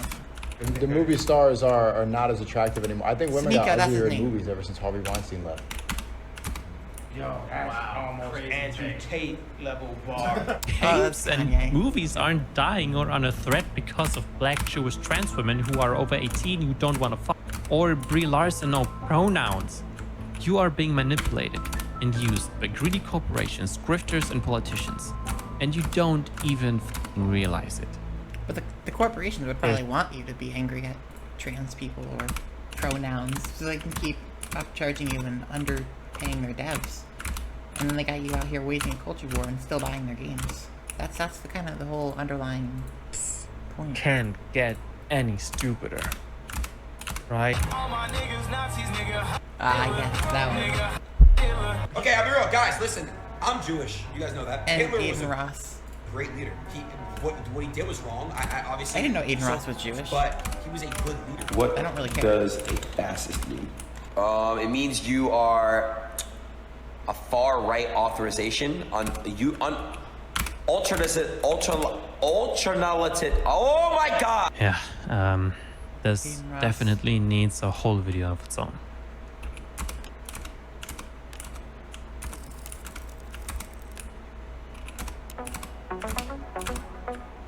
Trump Gaza, fuck. I just the tune, I knew it immediately hit me. I remember seeing this video. To set you free, bringing the light for all to see. No more tunnels, no more fear. Trump Gaza is finally here. Trump Gaza is shining bright. Golden future, a brand new light. Peace and dance, the deed is done. Trump Gaza, number one. The deed is done. Trump Gaza, shining bright. Golden future, a brand new light. Feast and dance, the deal is done. Thank you for cutting to footage of actual Palestine. That's what you need. This is, unsurprisingly, the wet dream of the far right. Unoriginal, unappropriative, and hostile. AI is the pinnacle of all of it, not a shred of originality or creativity. Anyone So, can make of course, poster now. fascists love using it. No What a lot of creativity people needed. notice especially, politicized AI slop is almost exclusively used by right-wing actors. Google VF. But why? Writer Gareth Watkins argues that generative AI models primarily attacks copywriters, graphic designers, or artists, jobs associated with young, educated, urban, and often left-leaning workers. Imagine the White House hiring an artist to giblify on a crying immigrant getting handcuffed by ICE agents. Ridiculousness aside, why should they waste any state resources when they can do this for free? I didn't know there was a real woman. There isn't just an utter contempt for art in general, but also for people and labor, creating depthless imagery that yields only the reading that its creator intended. No room for interpretations, self-reflection, or any value that typically comes from actual art. Grok, is this true? One of the reasons why I called Nazi art soulless and empty in meaning in my previous video is their absence of soul and thought-provoking avant-garde bravery. Like the Italian futurists had, they instead insisted on the same heroic, romantic, conservative optics that were close to classical Greek and Roman art, the same realist, classicist slop over and over again, reproduced to death, using art as a politicized weapon to reinforce norms and national myths into society. But hey, at least an actual skilled artist was involved in the making of those pieces. And as flat and propagandizing the art maybe was, at least it looked good. And Leni Riefenstahl is to this day being taught in film schools. Where are far-right artists now? Today, the same reproduction of politicized art can be made at mass scale, without the use of any artists whatsoever. The right-wing aesthetic project is to flood the zone with bullshit in order to erode the intellectual foundations for resisting political cruelty. AI co-ops art and is perverting it. The ultimate weapon of aestheticization. The original artworks the AI models are trained on are being endlessly and endlessly reproduced, therefore softened, diluted, until the substance of the original piece is completely rinsed out. Historical events, fascist ideologies, even war crimes or genocidal fantasies are being transformed into superficial, aestheticized content. Everything is made beautiful. The obscene is being normalized. Everything becomes Tumblr core slop. And we're still in the very early stages of What AI is happening content. here? The pinnacle will be deepfake. We're still in the... I honestly thought for a second that was like a right-wing grifter trying to prove they're a man. I actually don't even get the... Everything becomes Tumblr core slop. And we're still in the... I don't get the racist thing here. Very early stages of AI content. The pinnacle will be deepfakes. Once deepfakes become normalized, we'll have reached the final stage of total meaninglessness. Deepfakes are the ultimate tool of oppression. So like, how do you even, if you're charged with a crime that you didn't do, and the prosecution just AI generates a deepfake of you doing it. This is, I was wondering this like a year ago, but what do you even argue? Like, be like, oh, that doesn't look, that is impossible. I have an alibi. Okay, but we have 180p footage of you shooting that man. Nuh-uh. I was at home. My neighbor's Ring doorbell doesn't show me leaving. Okay, but you have we have 180 footage of you shooting that man. At this point, like, what do you even believe? The White House is AI generated. The federal government has shown they can AI generate footage with the Jeffrey Epstein footage. So I guess someone's got to be the first person to go to court, probably with like a legitimate charge. It's probably gonna be like some real rapist that goes to church and is court and it's like, that's AI generated footage. The prosecution just hates me because I broke up with her. She hates me. And then as a jury, like if I was on a jury like that and someone argued this is AI slop or this is AI faked footage, if I'm on a jury, what do? Yeah, I find that reasonable. I probably have to explain to the other 13 jurors what AI generated content is and how you can make 7-second clips with Google VO and you can AI generate images with ChatGPT and then merge them together. I'll be like, yeah, that's realistic. Okay, we gotta quit. Fuck. In a September 2019 survey, researchers at Deep Trace found that of the deepfake videos they could identify online, 96% were pornographic. Well, that too. It's and they were making going it to get minors real too. ugly. A lot of it. In fact, there was a company advertising on Facebook, approved by Meta, which literally existed to turn a photo into a nude version of the photo. Whatever the age of the person photographed was. Keep in mind, Meta has the most images of underage children, of any site ever, because random suburban moms take pictures of their kids all the time and are like, oh, here's a video of, here's my son and daughter on their first day of school going off to kindergarten. Meta knew exactly what they were doing there. Memes, AI slop, pronouns, like, we've lost our sense of shame. We've lost our minds. Nothing in society is obscene anymore. I wish we could just go back to when everything was and sane. if anyone gets offended, just say it was edgy, ironic humor. At least fascists in the past had the f***ing balls to be honest about it. You're a little bit more than a far-right Republican. Hey, what can I say? I think you can say I'm a fascist. Yeah, I am. Listen to me. I am an immigrant. I'm speaking from personal experience. Get the hell out. I don't even like... I should get the hell out. Yes. Why? I don't want you here. Has our reality really become Reddit? Or worse, 4chan? Look at this clown and tell me he's not the embodiment of Reddit. But Musk 4chan. and Trump He's are 4chan. just symptoms of our Graper. time. A mirror reflecting how the world works.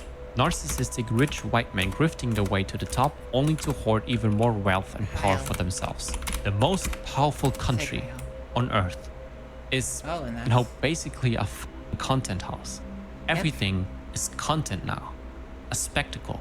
Masking politics through optics and emotionalization in order to make it suitable for mass consumption. We truly live in the dumbest timeline imaginable. Have they trained alligators to actually hunt the inmates? Is Tom Homan riding around in a fan boat? Is Donald Trump in the watchtower with a pair of binoculars? And the worst part, Fall over and die. it fucking works. That's Turning everything into that's what broke me. That's what broke me. Is the fact this worked. Like, it's one thing to have the Republicans doing this. I could just laugh at it, but then it actually worked. The Modern Day Nights thing, it was funny. I found it funny. Maybe I was stupid for that. I found it funny. I did find it funny. Watching those men crawl on the beach, getting waves splashed over them, paying $20,000 so that they could, or $18,000, so that they could crawl around in a parking lot. I thought it was funny. And then it worked. I didn't think it would work. So I guess this is all. Maybe I died like a year ago and I'm in purgatory now. It feels like I'm in purgatory. And sometimes I log on again, just to face the illusion, the mockery of my past, doing 105,000 gate jumps. Just to have a number go up. Look at me, number go up. That's what I'm doing. I think I live in my own hell. I genuinely don't think there's any world that could be worse for me, that I could feel worse in than this. I think I live in my own hell.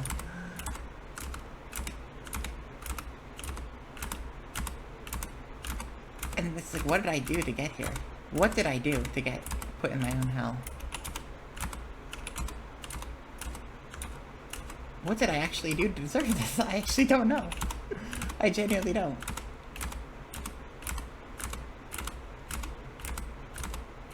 I thought I was doing good my whole life. I thought I was helping people, being nice to people. I was making video games for free. I made a video game for free. I really don't know what I did to deserve being put in hell. But here I am.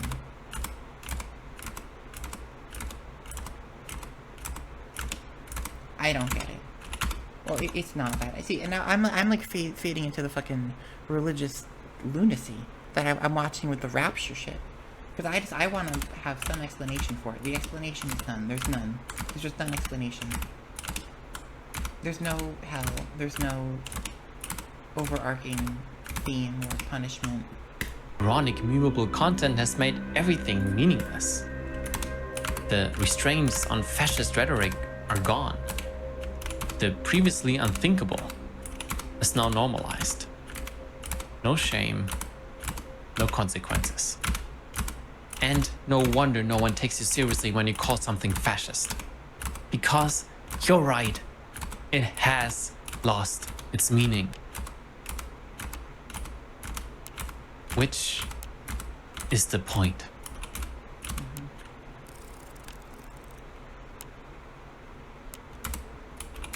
One key aspect of friendly fascism is the distraction from class war to culture war. Because we remembered, fascist victimhood drives away from material conditions to a narrative that's mostly based on emotions, scapegoats, and conspiracies. And what better way to hand out megaphones to the working class to express their frustrations than with the use of social media? This is the perfect megaphone, as expressions can now be monetized, more manipulated and controlled via algorithms, AI bots, or outright censorship by insecure CEOs.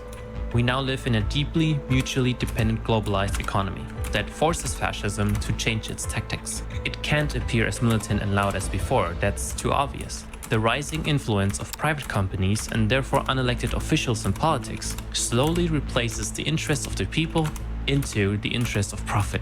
Within the framework of friendly fascism, this culture war is not merely reactionary rhetoric, but a structural tool of governance. By mobilizing cultural anxieties and moral panics, an authority-oriented worldview is normalized, one that increasingly influences media, education, academia, and jurisprudence. This dynamic gives rise to a form of soft authoritarian academia and jurisprudence. Was this back when abortion first got banned? I remember that. Or... one that increasingly influences media, education, academia, and jurisprudence. I think this is... Yes, I think this is... Oh, this was the Title X discrimination. Which one was first? I can't remember. This dynamic gives rise to a form of soft authoritarianism. While democratic structures remain intact, they are substantively hollowed out through normative pressure, production of enemy images, and discursive polarization. To achieve higher profits, nations are now seen as businesses with privatized military-industrial complexes. In order to maximize profits, the working class needs to be repressed as much as possible to extract the maximal amount of capital out of their labor. Cheap production, higher profits. That means repressing unions, protests, deregulations, privatization, expanding police force, unions, go back to the protests, how Joe Biden helped build a financial system that's great for Delaware banks and terrible for the rest of us. Deregulations, privatization, expanding police force, increasing surveillance, integrating the three separations of power, invading countries for resources, so far and so forth. Violence is now primarily executed with a gun. Bush lied. Yet, but with paper. Bureaucratic violence. Just look at Project 2025, the US healthcare system, or basically any asylum process or unemployment help. To soften or rather distract from a negative image, corporates use woke virtue signaling to promote their inclusivity and allyship. Corporates knowingly or unknowingly help fascist movements to flourish, as long as it protects their capital. Why else do you think Musk supported only far-right parties in Europe? Fascism, with the help of an oligarchy, now comes in the form of boring, bland corporatism that slowly creeps its way into society. Neoliberalism needs fascism to survive. They go hand in hand, because we can literally see that this system doesn't work anymore. Global crisis, inequality, war and suffering are at the rise because neoliberalism is not a sustainable model. The top 1% of the world's population own more wealth than 95% of humanity. 95. Each one of us is losing trust in the system, and therefore in democracy. According to the Leipzig authoritarianism study in 2024, only 42% of people in Germany are still satisfied with democracy as it functions. See, this is why I think that Kamala Harris made the biggest mistake for her campaign, to be solely that she was the only person that could save our democracy. Because Americans looked at our democracy, said that's not working for me. Looked at Donald Trump, who said he was going to destroy democracy, looked at Kamala Harris, who said Trump was going to destroy democracy, and voted for Trump. That's a drop of 15% since 2022. And in East Germany, that number plummeted from 53.5% to 29.7%. Meanwhile, racist attitudes in the West jumped from 12.6% to 19.3%. In the East, it's still high at 31.5%. And around 1 in 5 people are now openly showing sympathy for authoritarian alternatives like dictatorship or a strong male leader. Fascists exploit this by tapping into the collective frustration. They amplify the feeling of despair and offer people an outlet for their rage. But actually helping people would destroy the breeding ground for fascism. That hasn't changed since the past. In the 1920s, mass image production became possible for the first time, a powerful propaganda tool for fascists. Today, we see a similar phenomenon: the internet. And don't even get me started again on AI. The aestheticization of politics has proven its power once again, whether in the 1920s or today. We are witnessing in real time the shift into a post-factual world where fairy tales and horror stories with the shift. What event is this I'm looking at here? Catboy, Iron Cross. Into a post-factual world where fairy tales and horror stories with dangerous monsters have become the new reality. Again, step by step, the tracks are being laid to build a society ready for violence. I fucking remember that clip so much. I remember that one. I think that was one of the things that further broke me. That was one of the major points that was...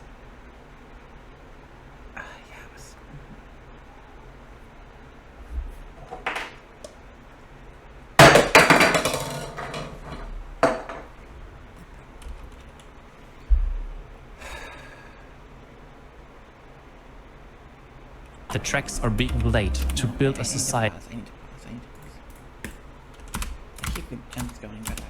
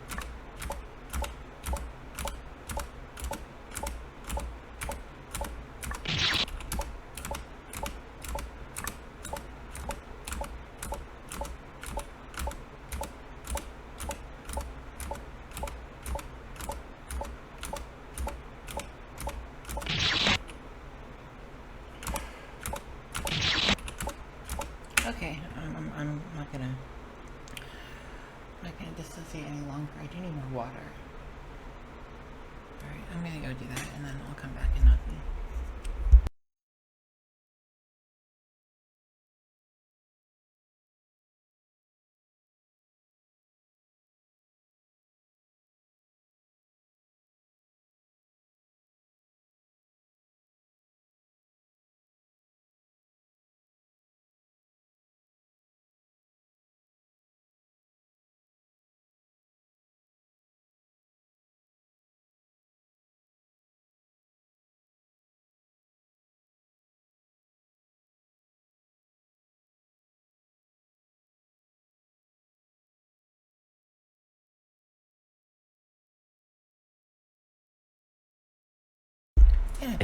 Ready for violence.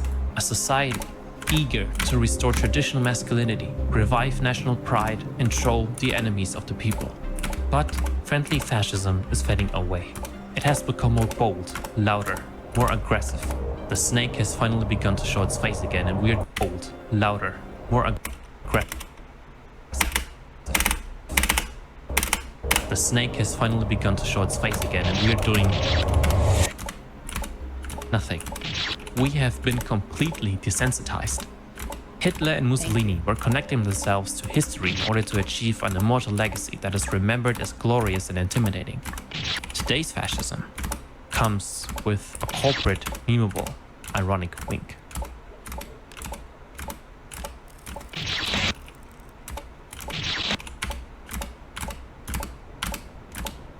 I'm not going to cry a fucking river when people who have genocide that's baked into their laws are getting genocided. I don't give a fuck. They're terrible people. It's not even a question. These people are not your allies. They are not the same as us. They come from an inferior culture that is horrible. It kills people for their identity, and it is directly antithetical to everything Western values stand for, and it is an inferior culture in all ways. It is that simple.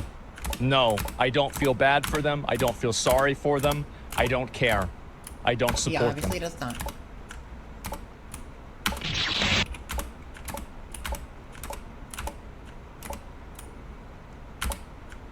Every cult needs enemies to sustain a constant feeling of victimhood and revolutionary progress. Defining in-groups and out-groups is crucial in every fascist ideology, otherwise the illusion of righteousness will fall apart.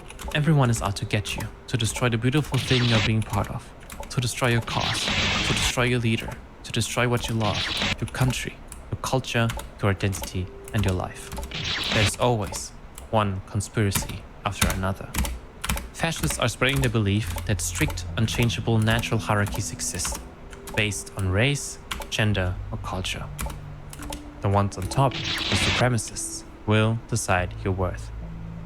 If you're a feminist, refuse to be a trad wife, or have slept with more than one man, you are already used and undesirable. The feel when we control your bodies. Hey, we control your bodies. Guess what? Guys win again, okay?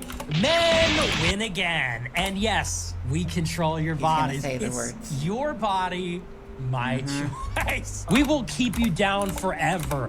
You will never control your own bodies. Your body will never control your own bodies. Your body, our choice. This will reduce your worth. If you produce art, content, or other forms of creative expression that don't align with right-wing ideals, are no longer labeled as entartete Kunst, but are instead branded as woke. Anyone who challenges conservative social values is automatically considered woke. A neo-Marxist, a communist, a beta sheep. Woke. Anyone who challenges conservative social values is automatically considered woke. A neo-Marxist. Like, I look at this, I actually don't even know what the... Is this message mocking the indifference of people to the rise of fascism, or is this trying to assert that you're overreacting to the Sydney Sweeney ad? Marxist, a communist, a... See, this is X. And you know what the worst part is? Some people that like I used to talk to still have X accounts. So they can be a part of this sphere. Beta sheep. This will reduce your worth. And there was a wisdom in what Richard Nixon said approximately 40, 50 years ago. He said, and I quote, "I am not a crook. The professors are the enemy." If you're an academic or professor, part of the entertainment industry, or a politician who doesn't submit to the president, the professors are the enemy. If this, when the teacher was arrested.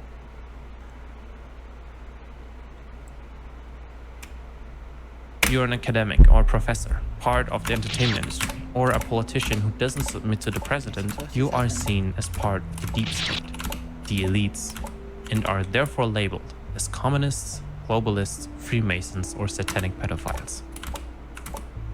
This will reduce your worth. If you're part of the queer community, you will be seen as sick, perverted, and pedophilic. Again, this will reduce your worth. If you don't have a full functioning body or mind, your genetics are seen as broken or infected that needs to be dealt with. This will reduce your worth. If you're black or an immigrant, you will be seen as barbaric, aggressive, and unintelligent. This will reduce your worth. Honestly, I'm pro-genocide. Like, it sounds really shitty, but like, I think that Israel should just draw up its fucking borders about where it is now, and basically Palestinians can go live in another place. That's really shitty, but like, that's about where I'm at. If you're a Muslim, you will be seen as anti-Semitic, barbaric, and a terrorist.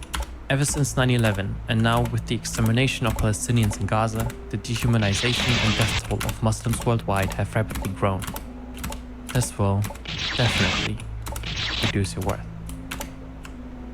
I saw in Auschwitz that if a dominant group wants to dehumanize others, so as the Nazis wanted to dehumanize me, these dominant group must first be dehumanized in a way themselves by diminishing their empathy due to propaganda and indoctrination.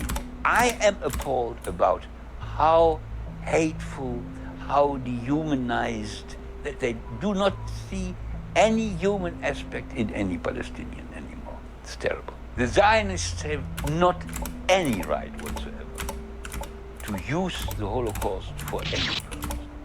And if you're Jewish, you could be, again, seen as a parasite that conspires against your people. The murder of 6 million people, you and the generational trauma you suffered will be weaponized by the people in power to justify the war crimes and genocide, resulting in a surge of modern anti-Semitism. Again, this will reduce your worth. One of the most naive mistakes is to believe that you yourself would be safe under a fascist regime, no matter how much you submit to the state.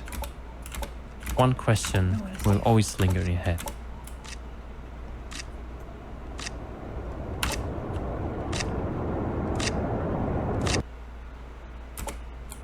Am I safe? You are never safe.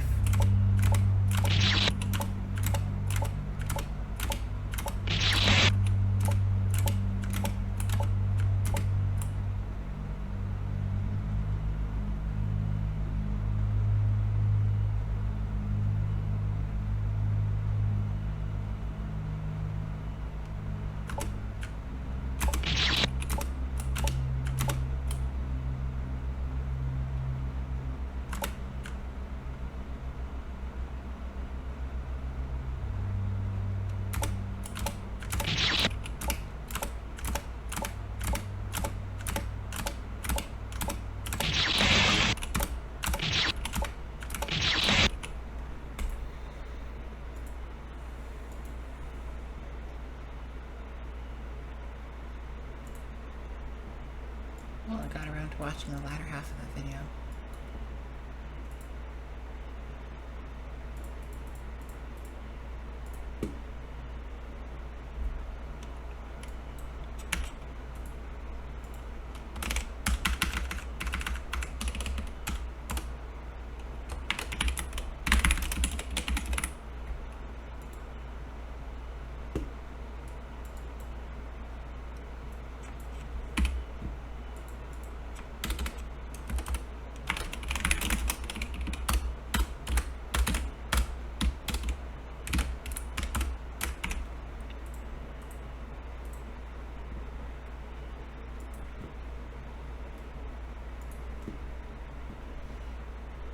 Didn't mean to make it a 42-minute long watch session, but I didn't realize how many key gems were actually left or how long it would take.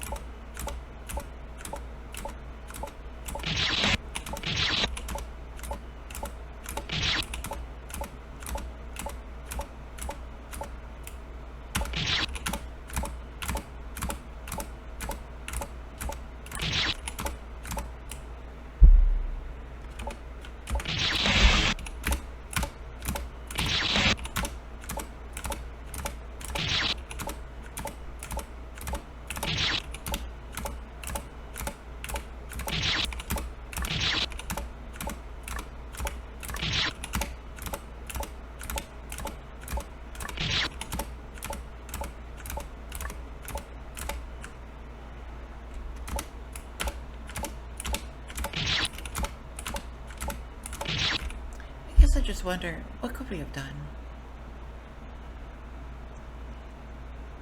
I mean, early ways off this junction. Bernie Sanders wins in 2016, or Bernie Sanders wins in 2020. I think that would have helped, for sure. Bernie Sanders could have led a huge blue wave in 2016. Instead, those voters were just pushed away by the corrupt DNC, and they rightfully made the choice to not partake in DNC corruption. I can't blame them. And I say Bernie Sanders, but that's the first example I can remember watching. Like that was the first time that I watched the country where I saw and hoped for a change, but it could happen before.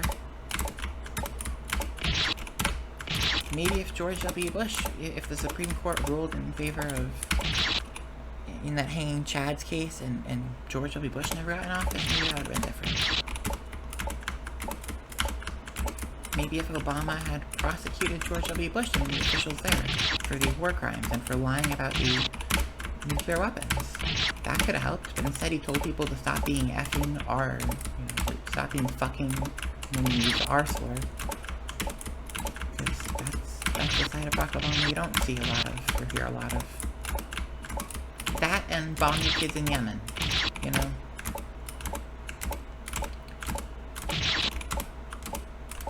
Fuck. That's all I can say, it's just... I find myself thinking a lot and reflecting on my own life and everything I did wrong, because that's the kind of person I am. And while I can definitely think of things I did wrong, times I said things that were stupid and rude and mean to people, and I can think of one in particular that I beat myself up for a lot last year, where I was stupid and said something extremely rude and called someone a name, and it wasn't justified at all, and that was not the way to handle things, and I was like 15 at the time, and I feel really stupid about that, you know? I feel really stupid. It was a stupid thing for me to say. I was stupid for that. In case this ever happens to reach the person who I'm thinking of. And I'm sorry. And I am very sorry. And that's apart from all of this, I am sorry about that. And I should have apologized for that. Directly. So I got that. Aside from that, maybe I wasn't proactive enough. Maybe I should have done something which... Should have done something. Should have done something different. Should have done something I didn't do. I've been trying to be very proactive in pushing myself now. I don't see anything really paying off because at this point I think I'm fucked. And I'm kind of giving up right now.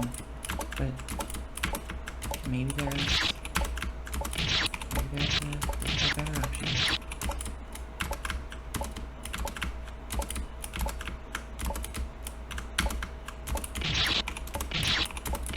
Maybe... I don't know. No, it isn't about me, right? I'm just the one caught in the middle. I'm the innocent person caught in the crossfire. Hey, it's not like I'm the only innocent person caught in the crossfire. Look at the children of Palestine. Look at the people of Palestine being genocided en masse by Israel. I'm not unique in that. Perhaps I'm unique in that up until the election, I did think things would get better. Figured every day that things would get a little better. And now I get to live in a world where every day things get really worse.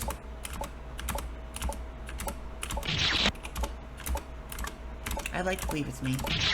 Like, I like to believe that this is in my control because then I don't feel as bad about what's happening.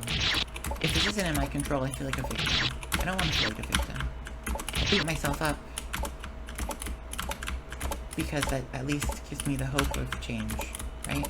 Because if I'm a victim, if we're victims, that means we're never safe. That means we never have control. That means we have no control. And that means that I have no idea of what to expect. And that makes me feel powerless. I don't want to feel powerless. I don't want to play into the learned helplessness. I'd rather beat myself up and burn down everything I had. Just make it my fault, so that I can at least be driven to do differently.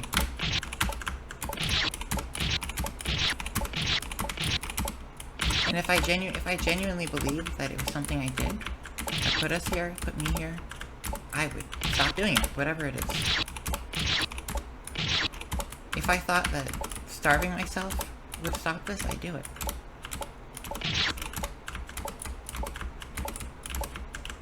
But at this point, I'm giving up. I think it's hopeless at this point. People do not and will not care. If Kamala here, we'd all be at. If Kamala was president, we'd all be at brunch. That kind of shit. Got in the hyper-consumerism. And the Gamergate blaming marginalized people for the downfall of the companies that they continue to subscribe themselves to, and those companies are making money off of making the product worse. Not because of woke, but because of capitalism. And somehow, after... I mean, I think I was fairly vocal about how capitalism was the problem. And after a decade of that, I find myself exactly in the same spot. No, not in the same spot. I find myself only ever worse off.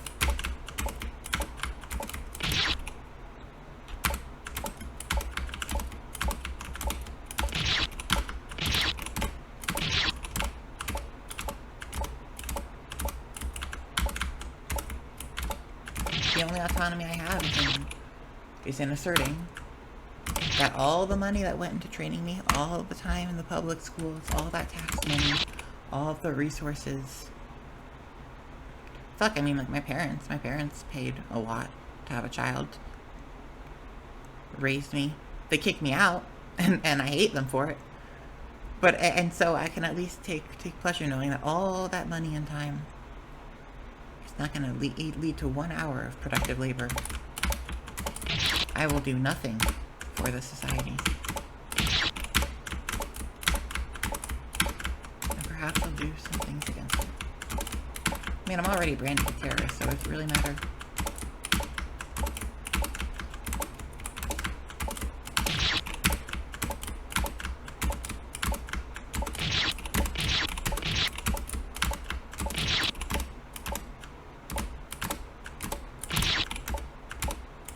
The answer is no. No, it doesn't matter.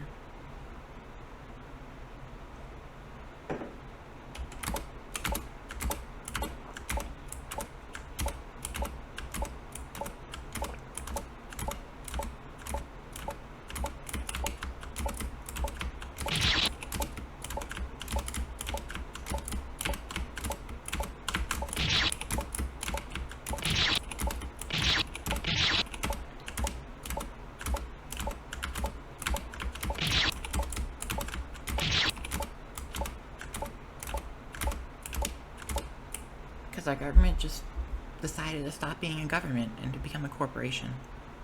Silicon Valley came in with their move fast and break things mentality. It's like the new CEO, elected by the shareholders. Or rather, it's more like the shareholders being market sharks, fucking everything up for everyone in the company. And then they promote their own as CEO. And then everything else goes to shit under that market shark mentality.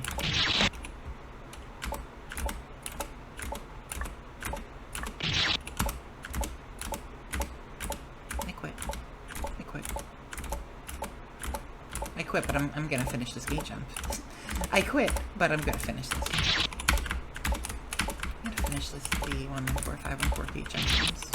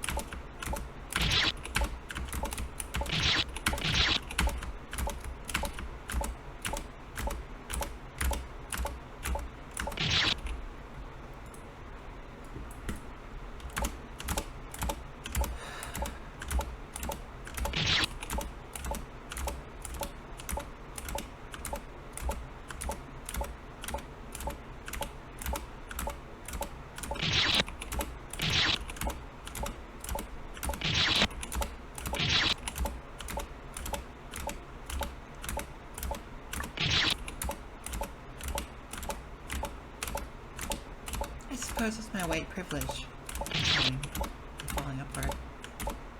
The idea that I didn't think this would happen to me. I saw it in Palestine. I didn't think it happened here.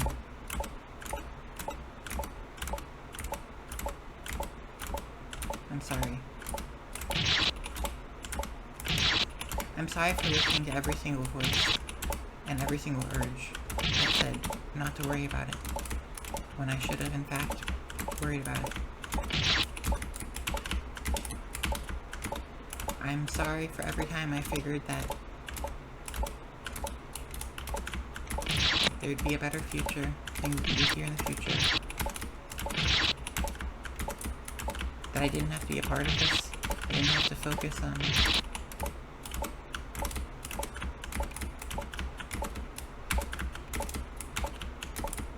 politics or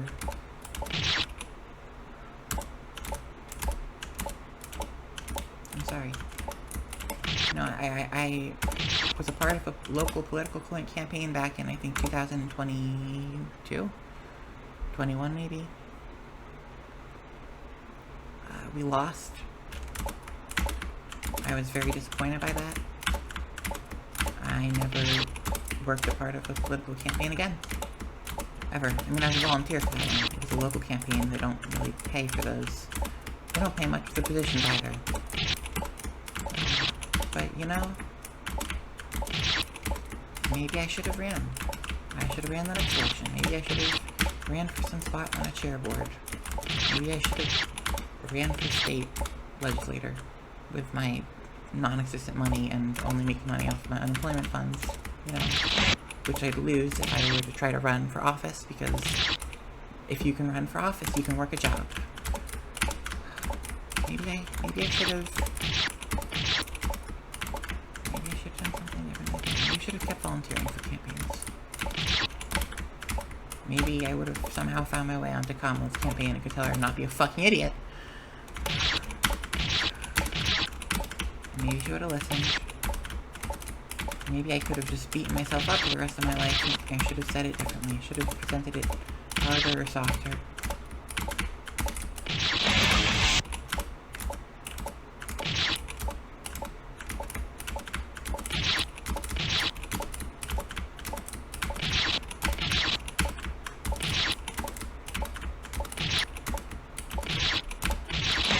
Maybe I should have posted as much online. Maybe I should have posted more. Maybe I just wasn't meant to live past this point, and this is just the end. Like, that's it. My life doesn't go past a little over 20 years. Maybe that's it.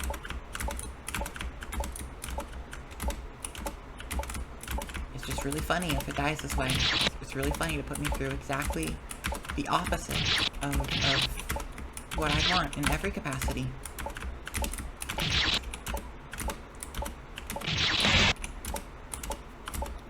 Like a saw trap, just using the various aspects of my persona to find the most torturous way to kill me, because it's funny to someone, to some overarching force. Maybe there is a God, and he hates us, or they hate us.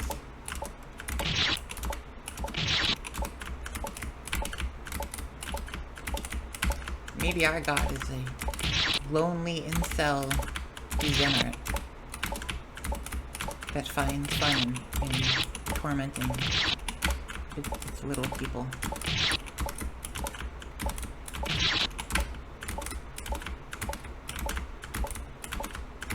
Maybe God is a sadist. Or maybe it's just the nature of humanity is of destruction. There's no God, it's just us doing it to ourselves. And there's no supernatural explanation for any of this, is there? It all makes very clear sense. The bombs in Palestine are dropped by Israel after they're purchased, assembled, and shipped by America.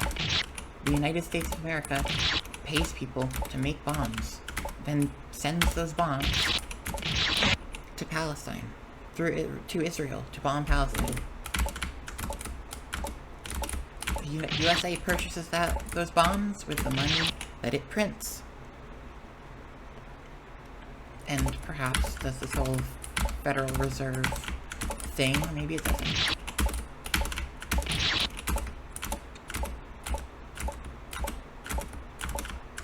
And the dollar collapses. And it's not because of some extraordinary force. It's because of us. We do this. Google, Palantir, well, Palantir gets government contracts, but Google, Facebook, Microsoft, OpenAI. OpenAI gets venture capital money because of your 401k, because of the companies that you work for. Google, that's the products you buy. When you purchase YouTube Premium, you're purchasing stake in a company that supports fascism. When you pay for a Facebook account for your company, you're supporting fascism. When you buy Microsoft products, when you buy Minecraft, you're supporting fascism. When you pay for a laptop with Windows pre-installed on it, you're supporting fascism. That's where the money comes from. It doesn't come out of thin air. It's not invoked by God. It's not some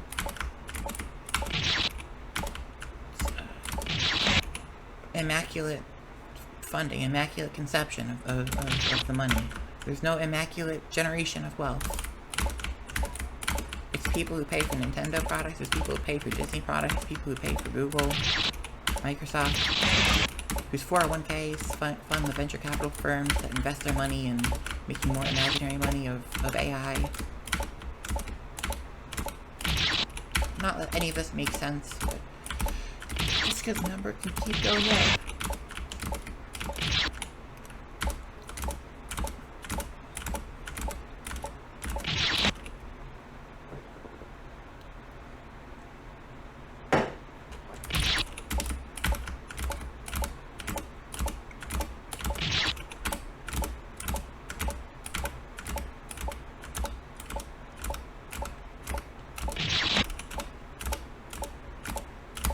But hey, Chuck Schumer's there to hand wave and write strongly worded letters. Hakeem Jeffries gonna give some words of encouragement, and Cory Booker will filibuster on the Senate floor for a little bit, just so that you can feel assured, so that you can go to sleep and then wake up tomorrow for work, and keep the machine spinning. So I'll tell you what we gotta do. We need, right now, violence. We need to fight back with violence. And it's perhaps most effective if it is not against people like Charlie Kirk.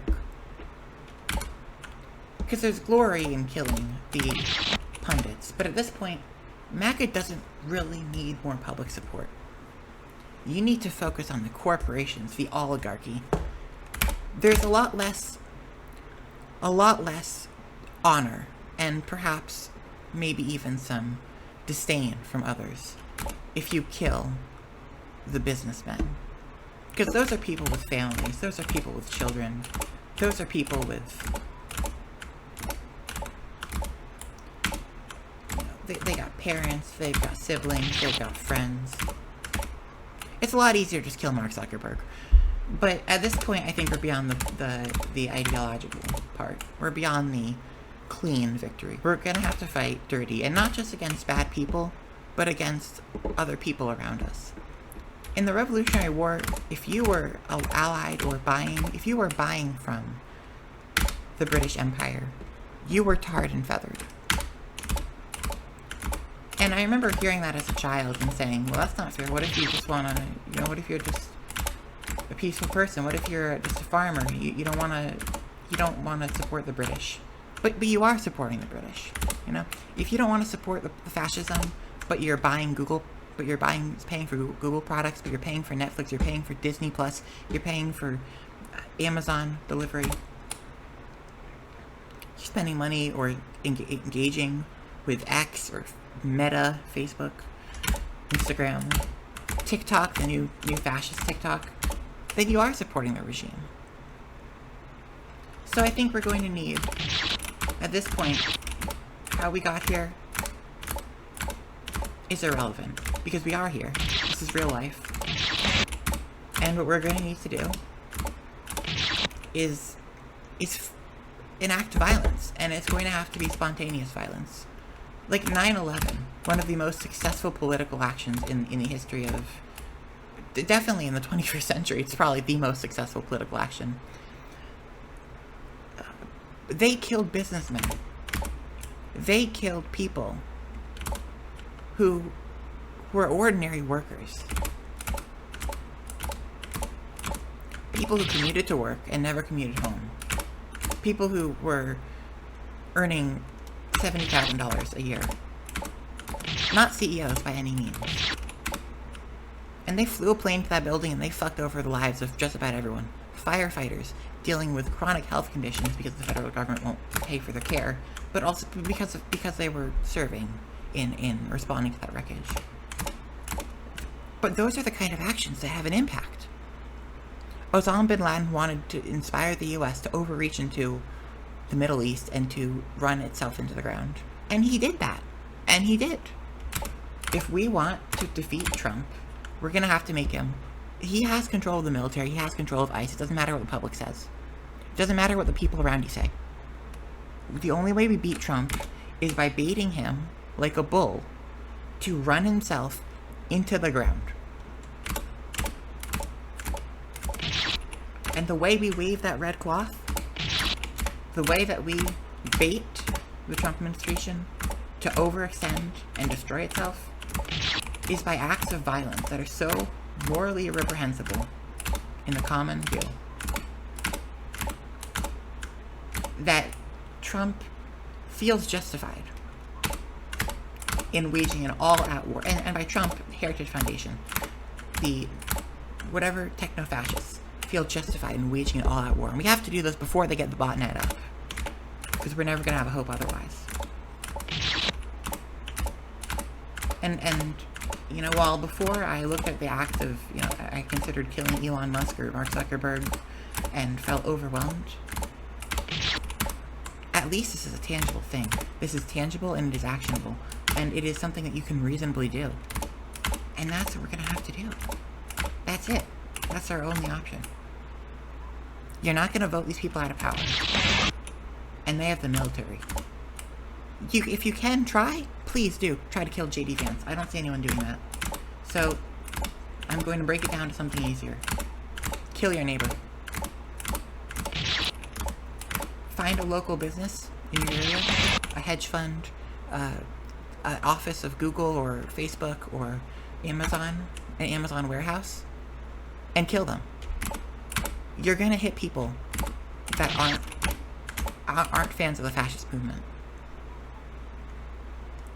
And like, if you see someone with a pride flag, you can aim the other way. You know, you don't have to just maul them all down. It's more about sending the message than actually killing people. But sending the message will involve killing people.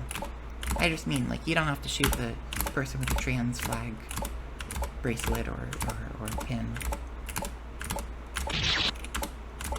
That'd be a fun dynamic.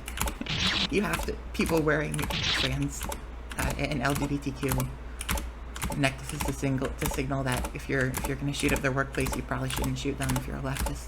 That's a cool idea. I think we should. But isn't there power in just having that be the common view? Like, forget the whether it works or not, but just having it so that instead of people feeling afraid and then capitulating to fascism, they're afraid to seem in line with fascism. And Trump will probably make it illegal to wear those pins, but then people wear them anyways, or at least keep them on hand so that if there's a shooting, they can pull them out. See, I like that idea. I like that idea.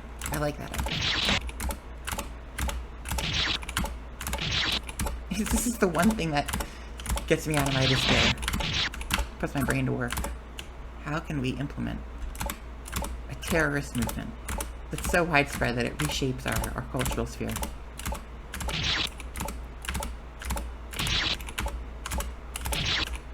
Body shots on the MAGA hatters. Just remember that. You don't have to make it look cool. You just have to make it effective. You don't have to make it seem powerful. You just have to make it, or you don't have to make it seem cool. It doesn't have to be like an action movie. It just has to be tangible and unforgettable. Something just like with gun violence in schools, you know? Make it like that at workplaces. Let's make workplace violence, politically motivated workplace violence, against these companies makes that people are afraid to go to work for Google. People who are working for Google want to transfer out because they're afraid their workplace will be next. Let's make the people who work in those office jobs, those white-collar workers, make them feel the way that teachers feel right now in our country.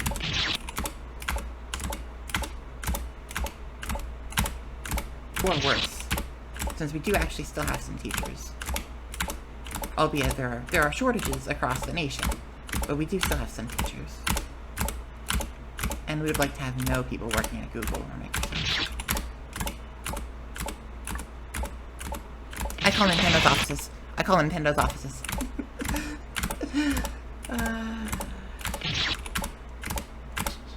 That would be poetic, wouldn't it? What's the dialogue in the Maker Medley that the Geezer says before? Gotta pull that up. That's enough fan game stuff because, mind you, there's a real world ongoing fascist crisis that we need to focus on. I'm doing the spikes and make me think of Stanford. That's why I'm like staggering my movements. I'll stop doing that though because I just want to be done with these. I think that's the answer. You know, you kill the conductors to make the train stop. You don't kill the Nazi officials. You can, but then they get replaced. And it's a lot harder to kill them, and it's a lot harder to get away with it. So you can't really do it multiple times.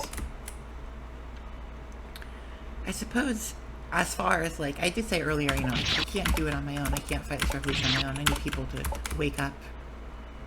But if you were to want to do something similar to a one-person revolution,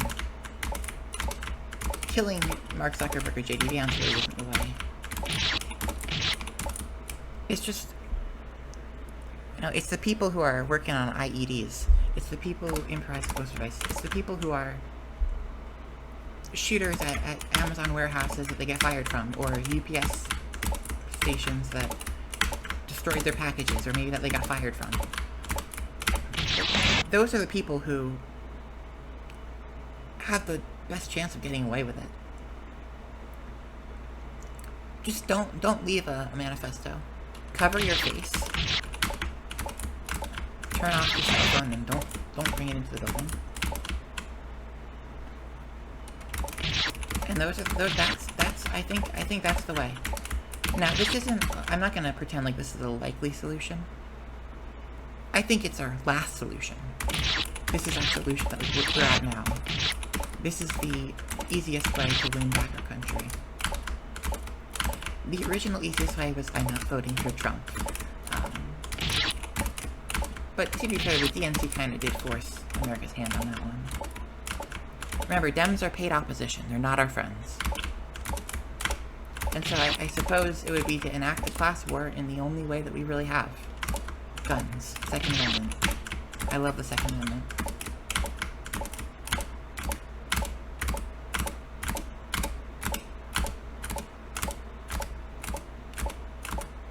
Well, this video went all over the place. I didn't have a plan coming down for this, except that I was really pissed at people. And I suppose now I get to walk away with a plan and being really pissed at people. And it's a plan that requires being really pissed at people. Now, admittedly, I don't have an assault rifle. But I can make it work. Or maybe I won't. Maybe I'll mysteriously disappear. And, you'll never hear from me again.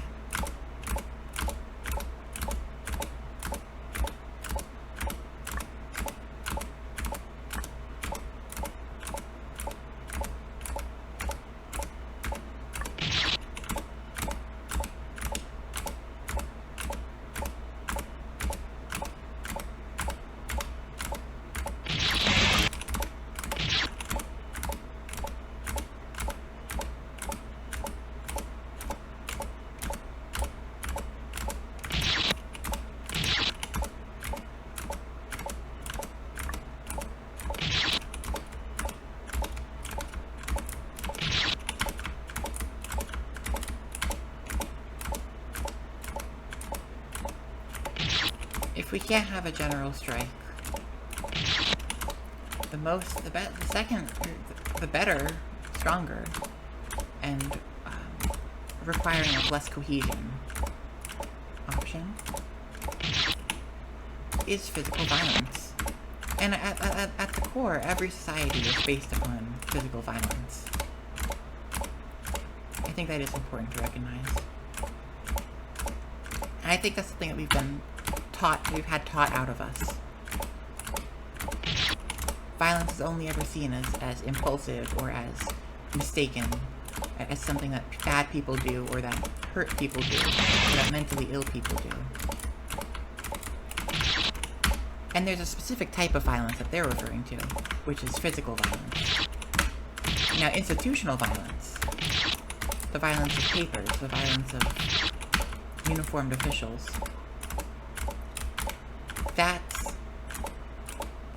is considered acceptable. That's a mistake. That's a policy issue that needs to be voted on.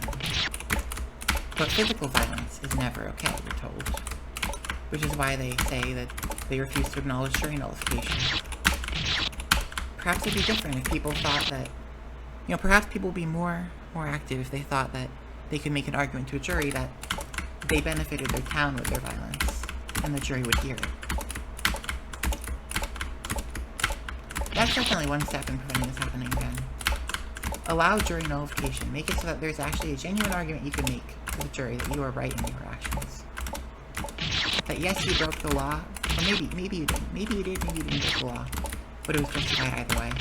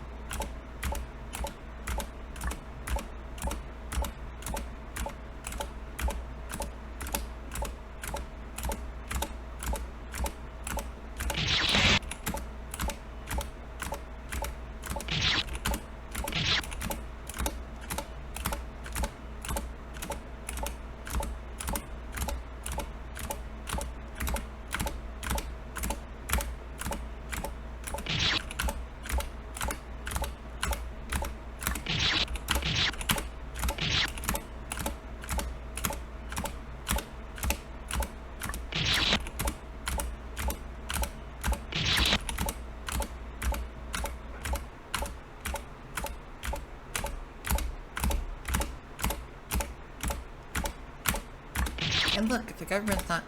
There's a lapse in funding, which perhaps may continue indefinitely. I hope it does. So there's less resources for investigating homicides. This is like the perfect time to have class violence, class warfare.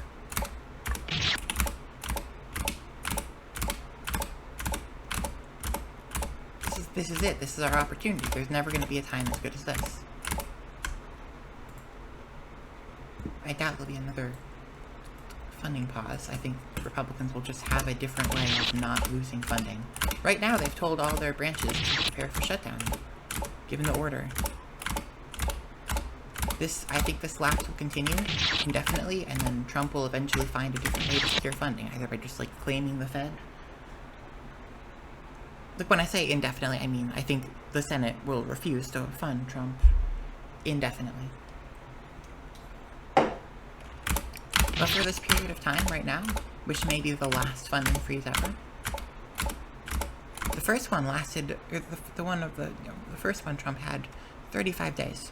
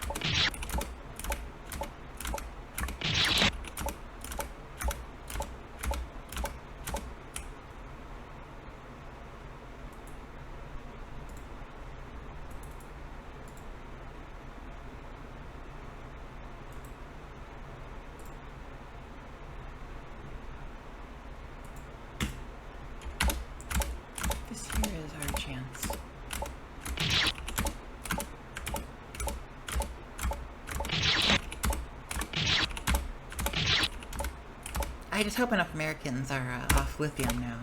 Maybe with the Medicare cuts, they'll stop taking it, they'll stop being able to afford it, and so...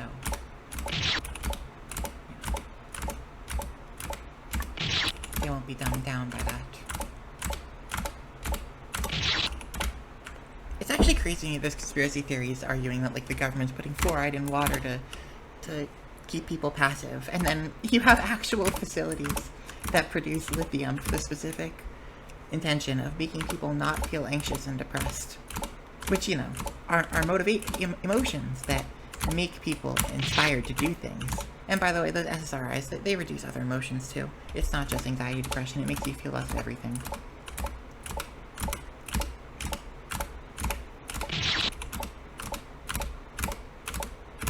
That's the answer. I was earlier wondering, like, why won't everyone do anything? Why do I feel so alone? It's because everyone else is on their fucking SSRIs and taking lithium all the time.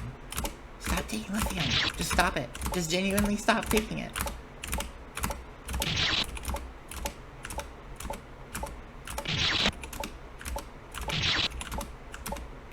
I mean, I know there's some withdrawal effects if you stop taking a medication immediately, but if I may point out, there are public guides for how to wean yourself off, and I think more important than that, like, you can just endure the withdrawal sometimes. Sometimes you just have to do that.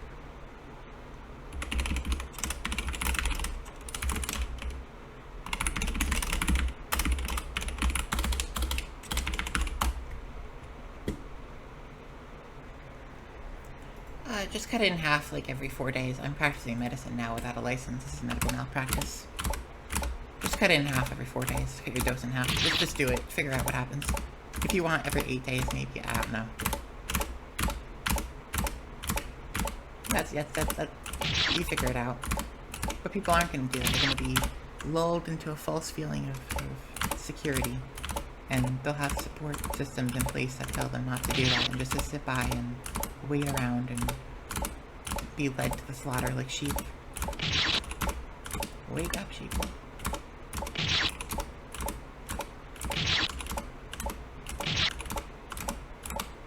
Okay, I'm kind of tired of doing this, but I will finish this today. So I'm gonna pull up some. This guy's really smart. I like him. I like him a lot. No tax on tips is turning out to be a big letdown for a lot of people who thought it was going to change their lives. As one Las Vegas worker put it, it seems like a big bait and switch from the campaign. As we're beginning to see the implementation and guidelines of no tax on tips, a lot of people are feeling very let down. And it's probably not surprising. The first and most obvious letdown that a lot of people don't know is that no tax on tips ends in 2028. So that will sundown and go away in 2028. The billionaires tax cut does not go away. It does not end. So the billionaires got a permanent tax cut. No tax on tips ends in 2028. And even the idea, the phrase no tax on tips is not living up to the promise because it's actually a $25,000 deduction on many kinds of tipped income. One example of something that is likely not covered is a mandatory gratuity. So if you go to a restaurant and a mandatory tip is on the bill, a mandatory gratuity, that's not considered a tip as part of no tax on tips, and it wouldn't be covered. As I also said, it is a deduction. It is a tax deduction, and the tax deduction maxes out at $25,000.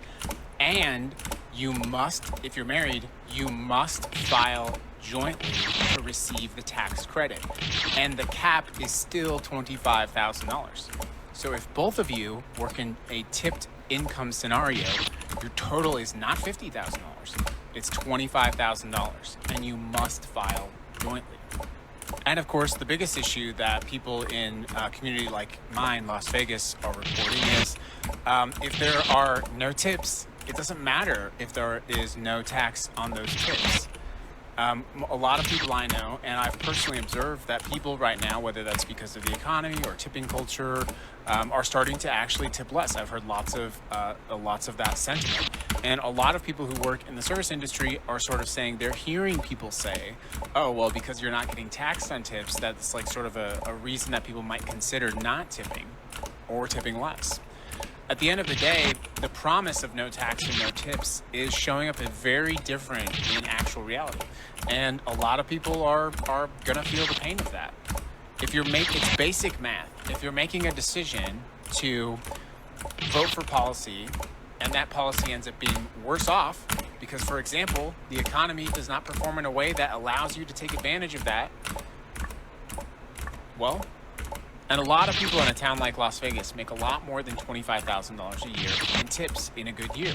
So the benefit of it, as one worker said, seems like a pretty big bait and switch. I just want to make sure I'm clear on this too. Okay, so a week ago, this is true. I heard about this. FCC Chairman Brendan Carr went on the Benny Johnson podcast. Benny Johnson, until very recently, was being paid in rubles from, Mother Russia. FCC Chairman Brendan Carr goes on the Benny Johnson podcast. Why is he jorking it? And says, yeah, ABC has a Jimmy Kimmel problem, and we can deal with this the easy way, or we can deal with it the hard way. And Disney, ABC's parent company, and Bob Iger, CEO of Disney and ABC, are such unimaginably delicate little hothouse flowers, and I mean, are so goddamn desperate to give Donald Trump a sloppy toppy that they pulled Jimmy Kimmel off the air. After FCC Chairman Brendan Carr went on a podcast for a MAGA influencer who until very recently was being paid by Russia. He didn't send them a letter. He didn't engage in any courtroom activity with them. He didn't send them anything saying we're issuing fines. He didn't send them anything official saying we're taking you off the air. He just shut up on a MAGA podcast. But, Disney, the CEO of Disney, Bob Iger, and ABC were so goddamn desperate to bend over and grab their ankles as hard as they possibly could for Fat Nixon, Pervert Hoover, Groper Cleveland, Mango Mussolini, Tangerine Tits, Little Donnie Two Scoops. They're like, yep, we're yanking him off the air. We're yanking him off the air. And then literally everybody started canceling their Disney Plus subscriptions. Yes, that's and their Hulu subscriptions. And I they're tried to coerce multiple MAGA people. Oh God, we're losing money. Fuck, we're losing money. Into that. Then, after they lost, one of them got arrested. $4, $5, $6, $7 billion in market cap.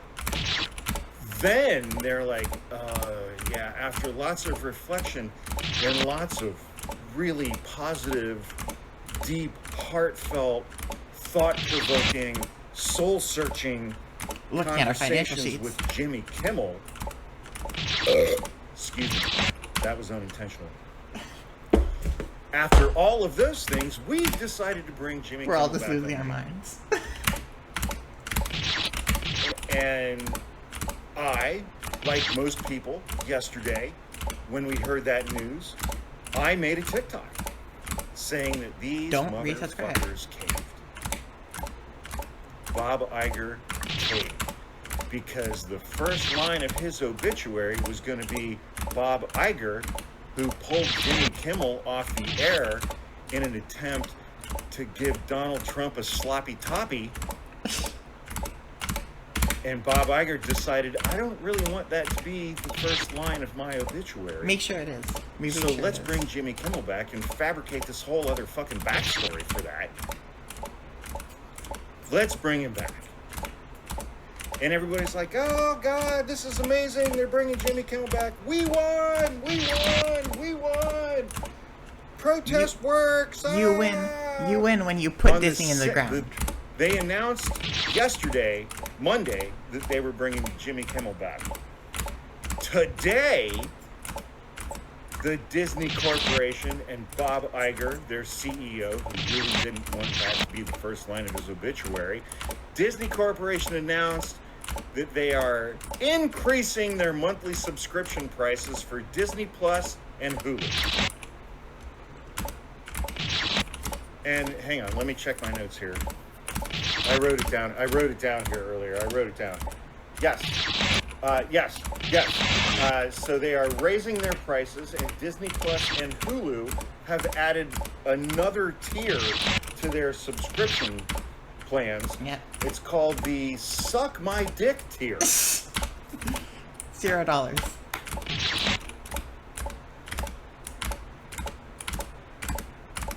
That's why you unsubscribe from them and tell them to do exactly that.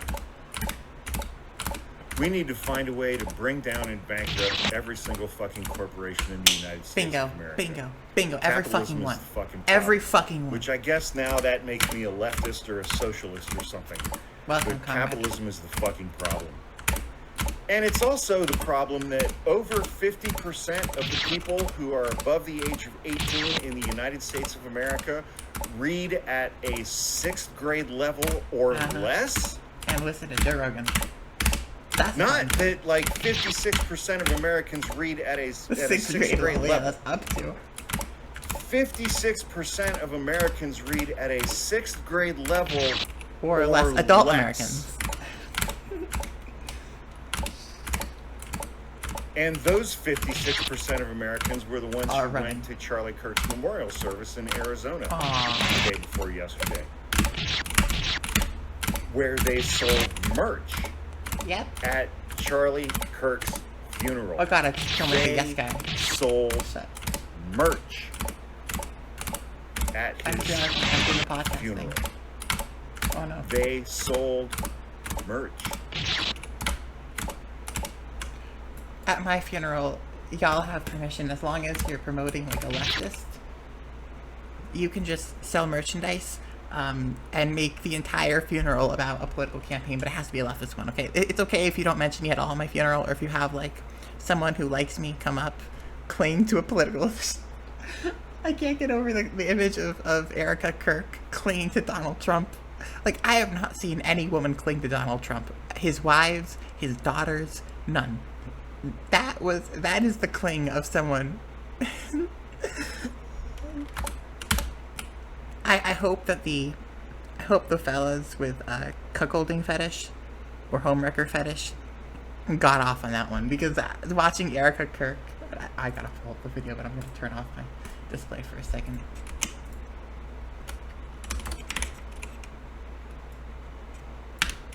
In case something horrible pops up.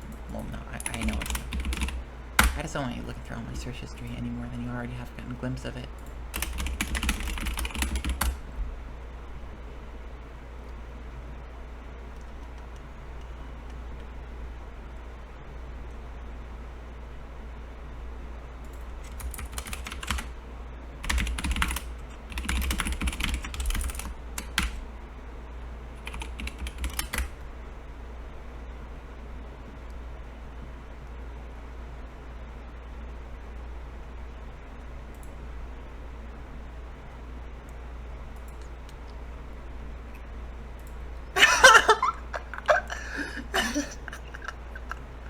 Oh, I found one that's good. I didn't even know this image existed, but now it does.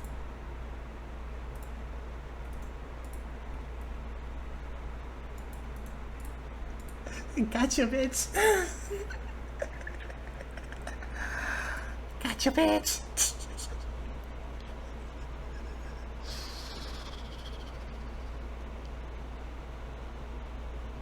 Aww, this guy could have like actually maybe shot at the. That would have been so funny. Imagine Erica Kirk or Donald Trump or both of them just get shot at the memorial.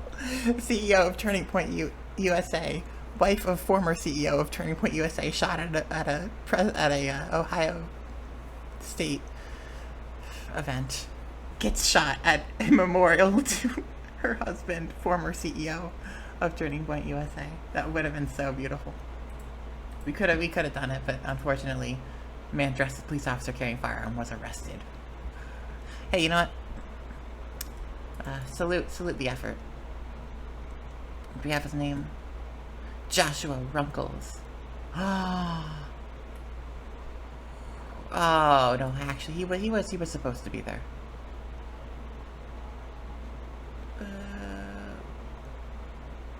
Okay. Never mind. It would have been a funny idea. It would have been really funny, but it did not happen.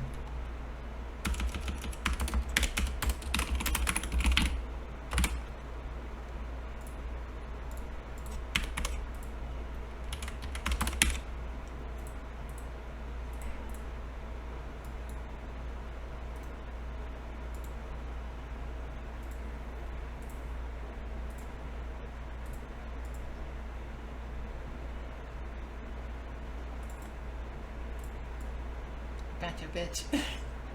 Gotcha, girl.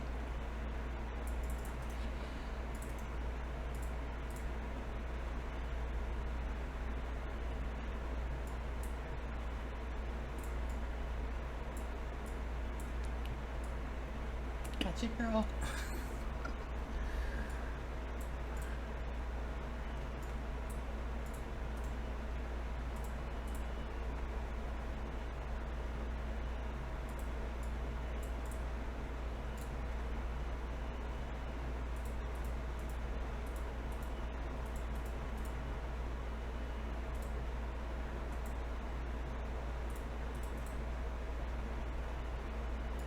Oh. I don't think it's going that far.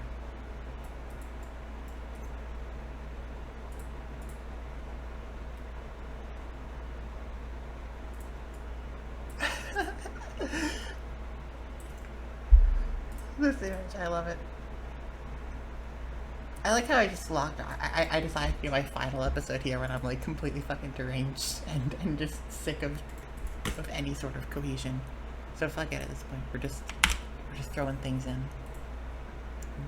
Put that image up there, beautiful. And there's a chat thing too, which I thought I had something else down here. Oh yeah, that was a small side thing. And up on the top. There we go. Wonderful.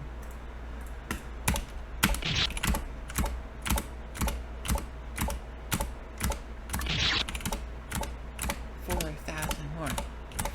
4,400 more. Almost there.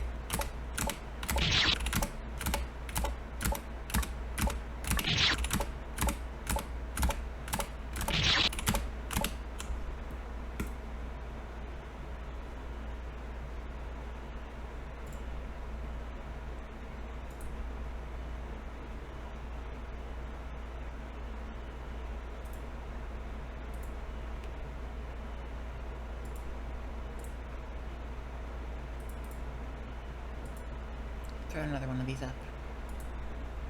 If you needed another reminder of how ain't shit these companies are, let this be it. Their whole Hulu, ESPN, Disney conglomerate, they just put Jimmy Kimmel back on the air. I want restarting my shit, whether he came back or not, because they've been on some bullshit, and I'm just glad that everybody else is getting on, and I'm seeing people say, I don't even miss it, because it's trash. The last time I saw a good show on Hulu, it was an old white man talking about how he was getting ready to go down to the shore and suck some pain for some water at that weak-ass fire festival. Y'all haven't had quality programming since. That was the pandemic. The fire festival. And then you have the nerve, and I canceled mine, so I don't know why y'all sent me this. But y'all doing a price increase? It ain't been 24 hours since you all backtracked. And you talk about some, we sorry, here you go, damn. Now give us some more money. Be fucking for real, Hulu. Yeah, flip him off. Hawk. I love Hawk. I love this guy.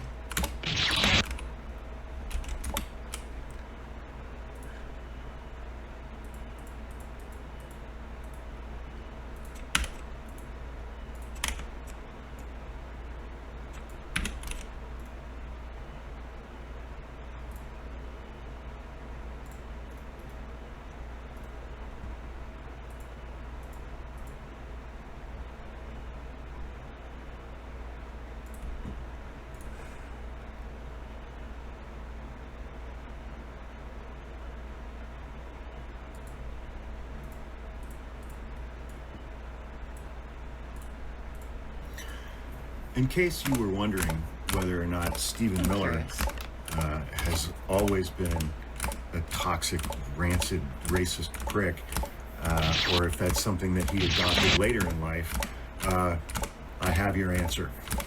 When he was 16 years old, in late 2001 or early 2002, it was after the September 11th attacks, Stephen Miller was a student at Santa Monica High School in Santa Monica, California, and he wrote a letter to the editor of the school newspaper. And thankfully they published that letter, and you can still find it today by Googling Stephen Miller High School letter to the editor, which I did. And I have his letter to the editor. Let's dive in. Political Correctness Out of Control by Stephen Miller. First of all, that's not a sentence. Political correctness is out of control, and one of the things that is painfully obvious after reading this is that Stephen Miller is a shitty writer. I've been trial attorney for about 27 years. I spend a lot of my time writing and reading the writing of other attorneys and of judges. Bad writing makes me cranky. This is an example, regardless of what the substance of his letter to the editor is incredibly bad writing. My name is Stephen Miller. I am a 16-year-old junior at Santa Monica High School, and I was recently a guest on the Larry Elder Show to discuss the rampant political correctness that has consumed Santa Monica High School and the entire Santa Monica Malibu Unified School District. When I entered Santa Monica High School in the 9th grade, I noticed a number of students lacked basic English skills. There are usually very few, if any, Hispanic students in my honors classes, despite the large number of Hispanic students that attend our school. Oh, nice. Even so, pursuant to district policy, all announcements are written in both Spanish and English. Yes. By providing a crutch now, we are preventing Spanish speakers from standing on their own. As politically correct as this may be, it demeans the immigrant population as incompetent and makes a mockery of the American ideal of personal accomplishment. And while we are on the subject of personal accomplishment, should any student I bet that writing man was contains capital. like segues. You know, I'm moving from this topic. You know, I'm moving to this topic, and it should do so in a way that is seamless. Because you're taking the reader on a journey, and you want them to be engaged, you want them to be interested in what you're writing. So we just talked about school notices being written in English and Spanish, and personal accomplishment. And while we are on the subject of personal accomplishment, should any student accomplish the opportunity to have sex, our school is happy to help. What? As district policy says, quote, condoms are available to students in grades 9 through 12 in a manner which promotes greatest accessibility, close quote. Problem here? Question mark. Legally speaking, sex between minors is statutory rape. No, it's not. Not between Not minors. to mention, 14-year-olds are a little young to be having sex regardless of the law. Stephen, you sexual matador. Come on now. And just in case your son or daughter decides at their tender age... Hold on, I'm sorry. I gotta take us on a little journey. Like Hawk said, take people on a little journey. Oh, my window's off to the side. Fuck. Oh, wait, we're good. I gotta take us on a little journey on two things there. First off,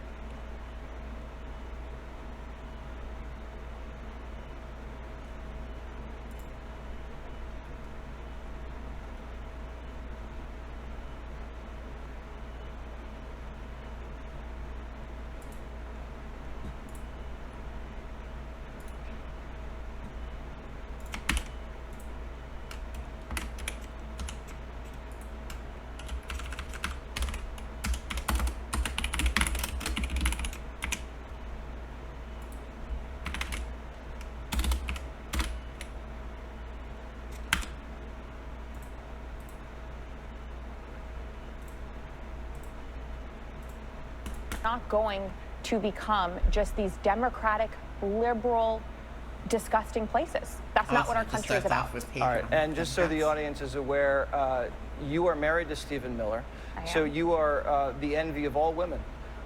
What is that like? The sexual matador, right? What is it like being married to such a sexual matador?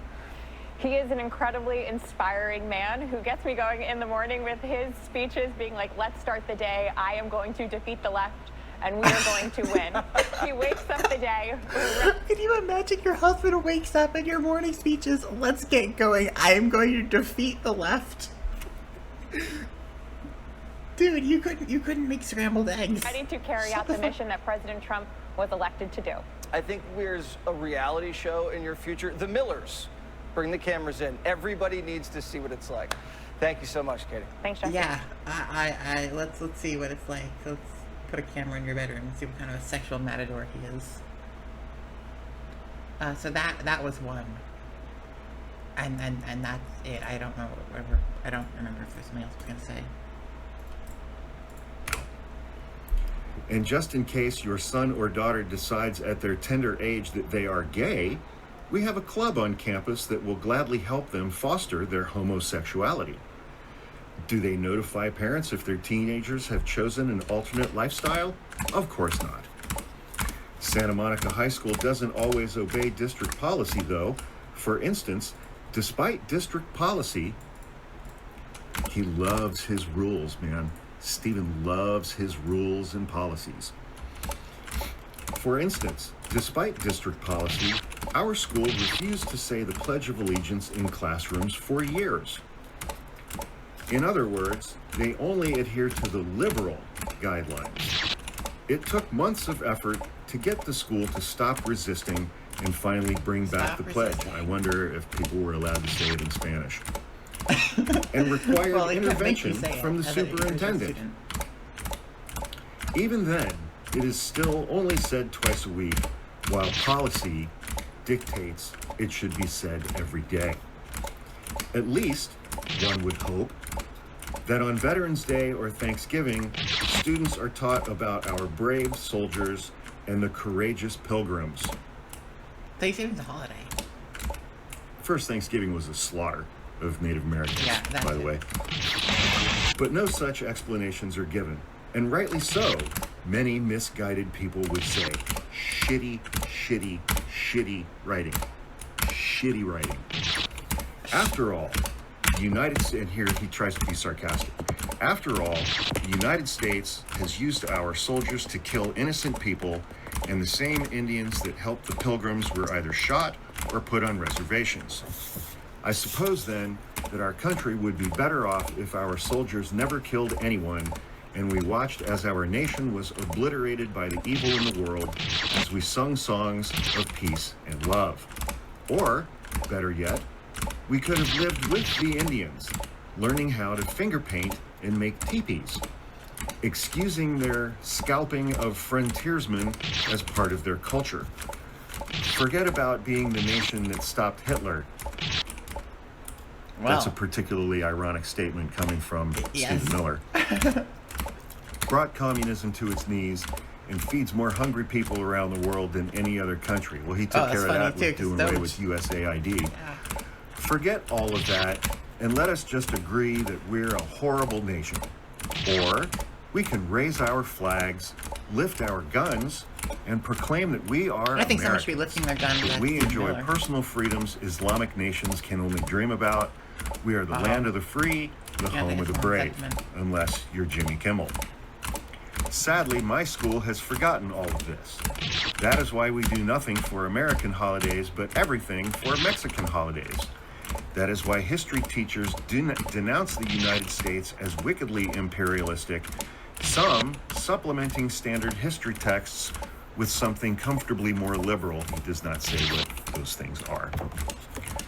That is why teachers insult and demean the president, George W. Bush. That is why we invited a Muslim leader to the school to explain the splendor of Islam, but no such proclamation was ever made about America. That is why scarcely a student at my school covered their heart when the national anthem was played in the September 11th memorial. He's Cartman, as a hall monitor. Respect my authority. But instead of finding error in that, our school found error in our attacking Afghanistan. Ah, yes, the country where we went to war for 20 years against the Taliban, and after 22 years, turned control of that country over to the Taliban. Taliban, yeah. The school newspaper condemned our military response. Administrators, worried students might become patriotic, were also quick to preach nonviolence. Osama Bin Laden would feel very welcome at Santa Monica High School. If you feel, like me, that political correctness has crossed a line, shitty, ready. Call the school or the district. Ask them to leave their liberal agendas at the front gate. Enough politics. It's time for common sense. Which When is Stephen Miller why wonders why he never got laid in high school. It's common sense. And Stephen Miller wonders why he never got laid in high school. Have you seen my letter to the editor? What'd you think about that? He says on a first date. So yeah, he's been this way since he was a kid. He's been this way since he was a kid, which is why many members of his Jewish family who survived the Holocaust have since denounced him as a racist, and I think one or two of them also called him a Nazi. So he's always been this way. He's always been a ghoulish, racist, bigoted, homophobic, piece of shit, transphobe who hates women. And so thanks everybody who voted for Donald Trump and made Stephen Miller the third most powerful person in the White House, who is essentially running the executive branch now. Thanks, Pete. Thanks to every one of you. Thank you. Fuck you all. Yeah. Fuck you all.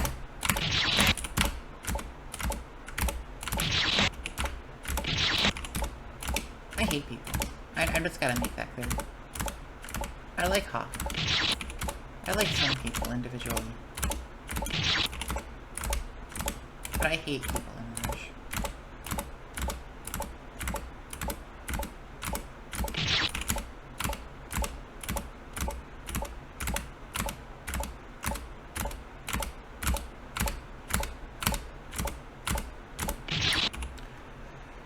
Oh, God.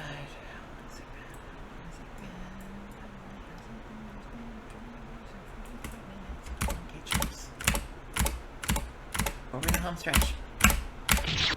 Gonna finish this. Come on. I cannot die before this game gets done. I've worked this hard. 28 hours from clock. Jump.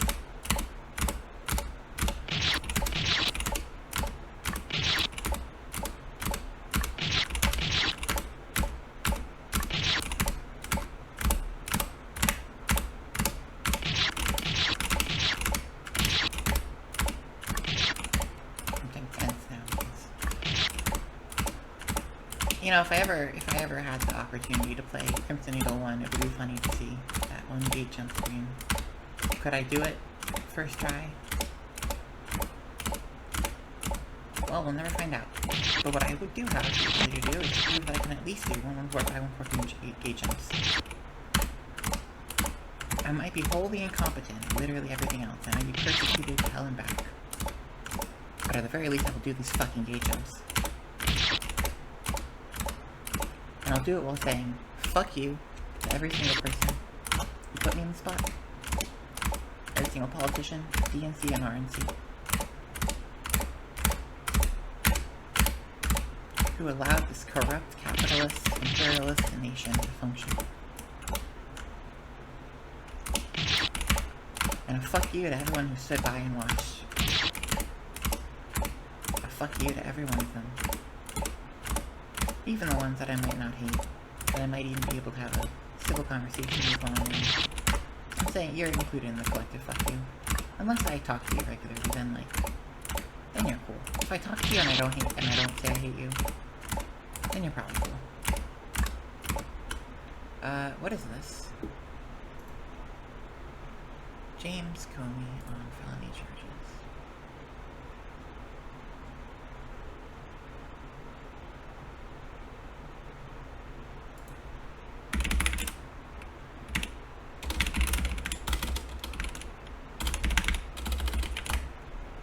You might notice I'm using NSFW YouTube. YouTube popped up a thing saying that they were going to age restrict my account and give me bedtime notifications because they thought I might be a minor, even though 95% of the videos I watch are on the downfall of the United States and political coverage. Like, seriously, do you think I'm a minor? What part of the content that I put up on your site or that I watch on your site makes you think I'm a minor? Because I watched one video that was like brats in Resident Evil 1 randomly out of curiosity. Everything else is like fucking Park Rose permaculture, and the most passive, and Hawk Podcast and the most direct.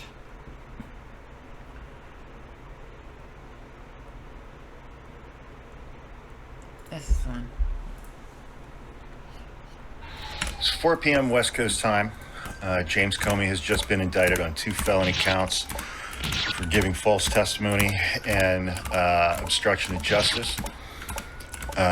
Attorney General Pam Bondi, who also expressed doubts and reservations about this prosecution, put out a tweet, of course, that says, "No one is above the law. Today's indictment reflects the Department of Justice's commitment to holding those who abuse positions of power accountable for misleading the American people. Donald Trump, we will follow the facts in this case." So a team of prosecutors, including the last U.S. Attorney for the Eastern District of Virginia, who is a staunch Republican, signed a memo to Pam Bondi and presumably Donald Trump saying there's no case here. You can't even make probable cause, let alone get a jury conviction against James Comey. But so Trump forced that guy out, put in a new hand-picked insurance attorney who is younger and more physically attractive than the last guy. And she went and got an indictment against James Comey. An indictment is minimal evidence. It is a dramatically lower standard of proof than what you need to get at a criminal trial. But this is a fucking joke. And what I would give to be working with James Comey's defense attorneys and have the opportunity to participate in writing their motion to dismiss these charges for selective prosecution and for malicious prosecution. The first several exhibits to that motion would be Donald Trump's Truth Social posts for the last week or two. This is a political prosecution, and I absolutely hate that this administration has me out here defending James Comey, because James Comey, more so than any other person that I can think of, single-handedly handed Donald Trump the 2016 election on a silver fucking platter with his incessant press conferences about Hillary Clinton's email servers, while the FBI under his direction was also investigating multiple members of Donald Trump's 2016 campaign for their endless connections with Russia, which ended up resulting in Robert Mueller's investigation, which resulted in 35 or 40 indictments, and several people went to prison, including Donald Trump's campaign manager at the time, Paul Manafort.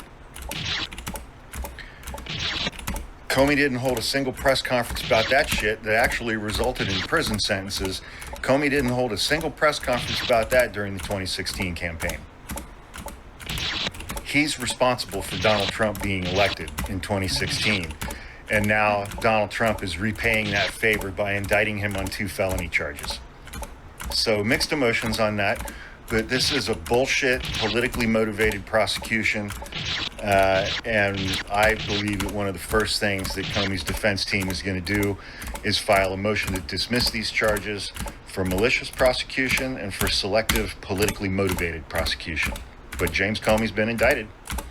Now it's going to be, are they going to let him turn himself in, or are they going to, like they did, because here's what they did with the guy that threw a Subway sandwich at an ICE officer, and they tried to indict him on a bunch of felonies.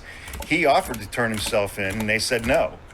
And they stormed his house with 20 officers in full tactical gear, smashed the shit out of his place and drug him out in handcuffs.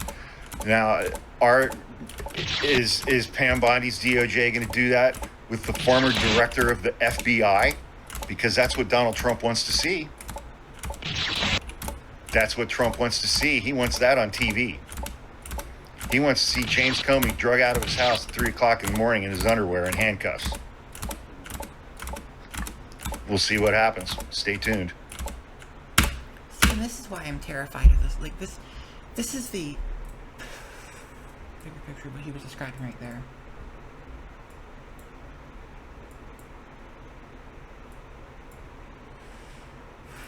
When I say, like, we're not safe, that's the kind of stuff I'm talking about. You know, that could happen at any point, and I've known that ever since I saw the BLM.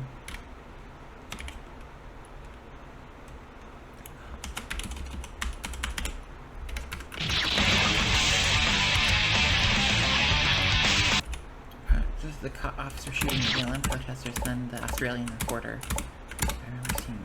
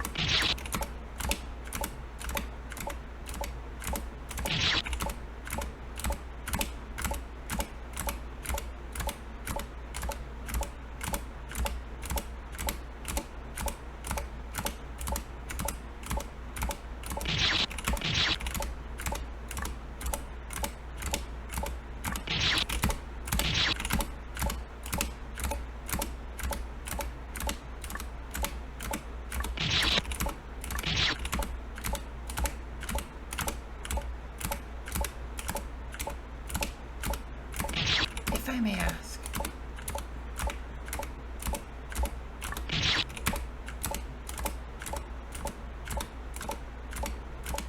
just say nice things about me.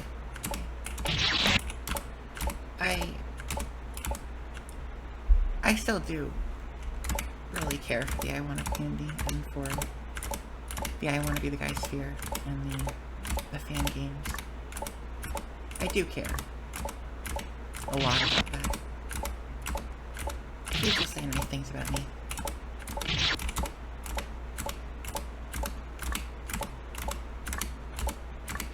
This is specific to the I Wanna community. And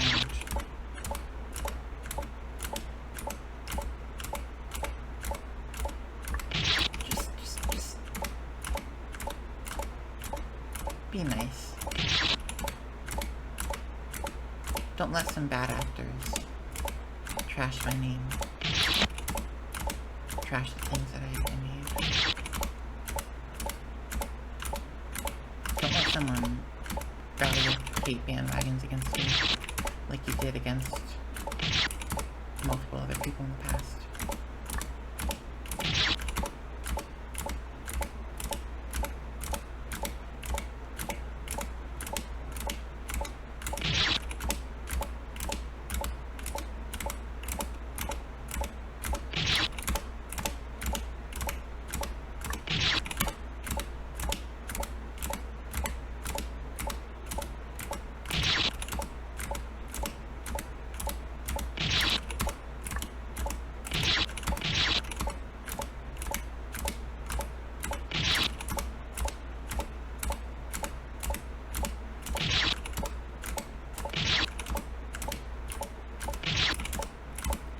wish,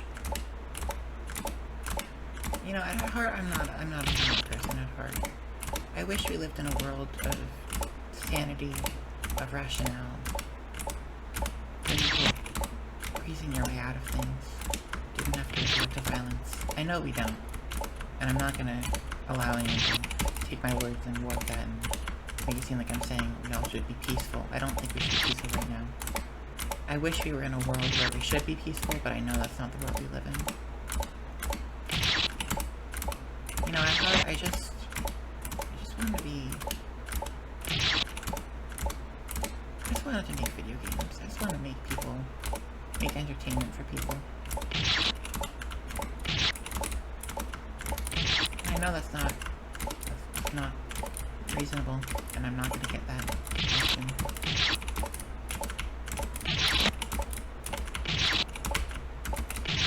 I know we don't all get what we want.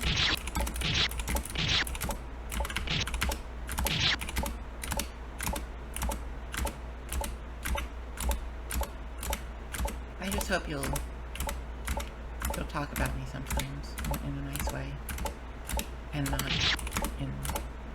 not insult me.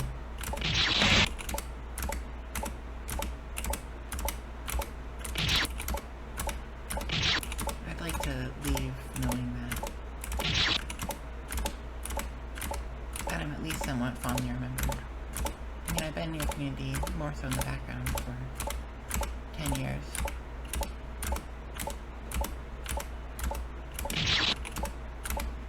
And yeah, I know the things I made weren't the greatest.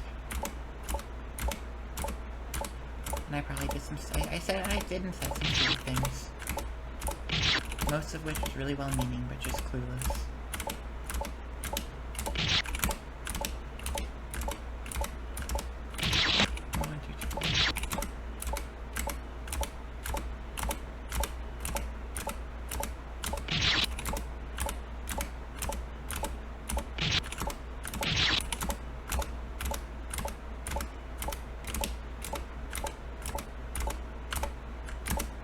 Those who are in the United States, my message is, of course, to take up arms against the local businesses and against the local branches of big businesses. Not the local businesses that you have that are small businesses, but the local branches of Google, Facebook, of Meta, Amazon. Amazon's probably the best example. There's warehouses everywhere. Beat the fascists to the punch on one of these places. Don't let them be the only ones who dictate who gets hurt.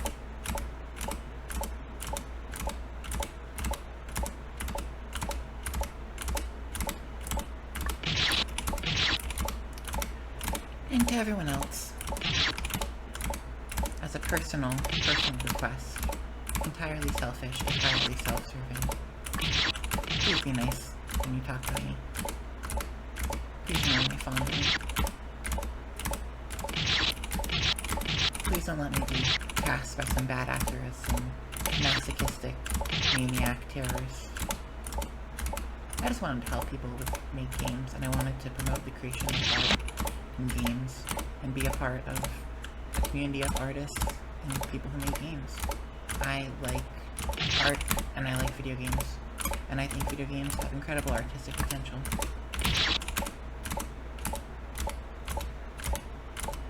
That's it.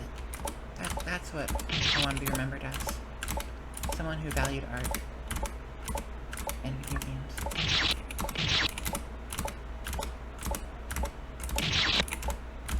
And wanted to aid and abet the creation of art and video games.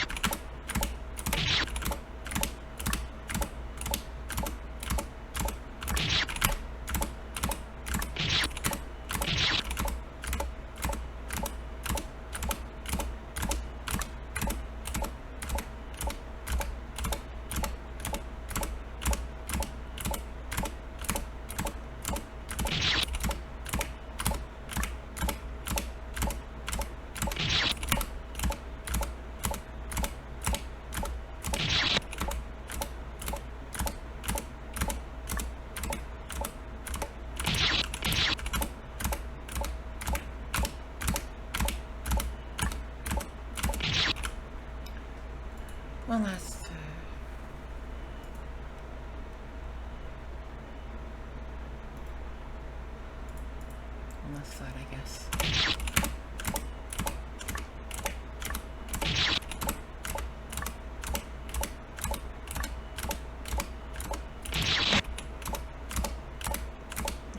I don't know what more to say.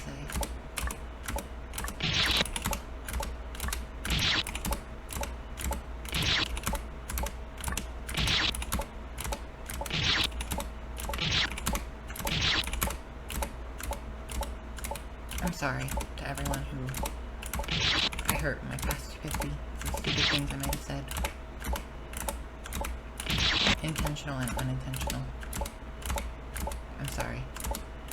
I wish I could have done more. I wish I could have done more for this community. I wish I didn't abandon things, forget things, disappoint people and things.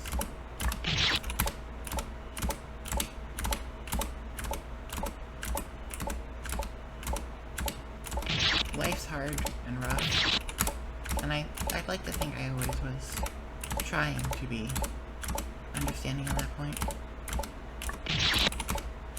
And I ask you to do the same. Just be nicer to people.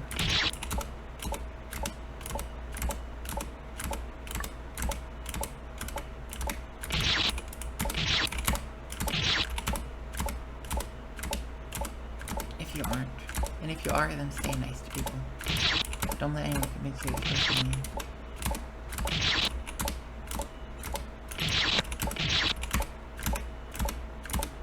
Be nice to the individual people you know in your life.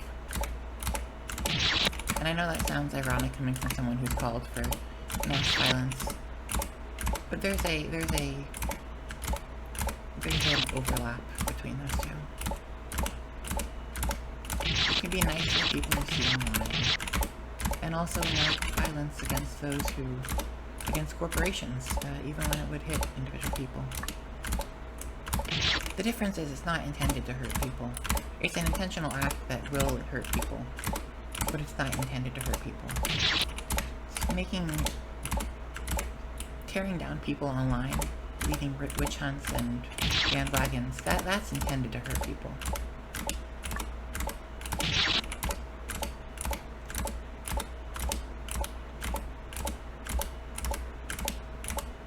By shooting up a Google workplace, killing some people from Amazon or Facebook,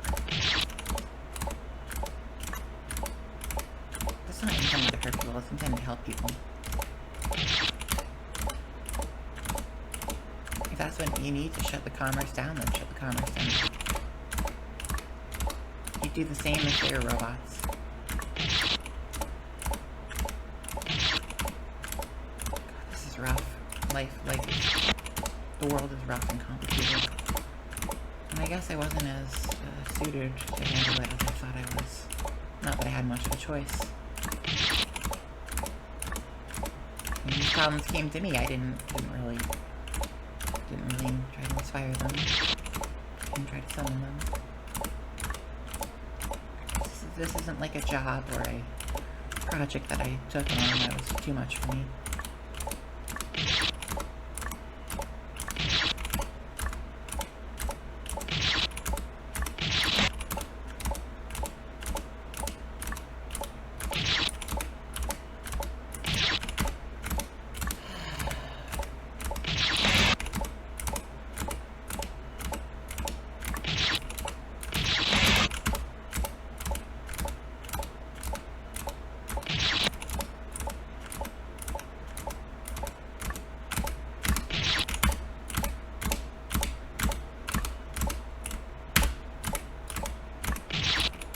Last 1.5K. The final stretch.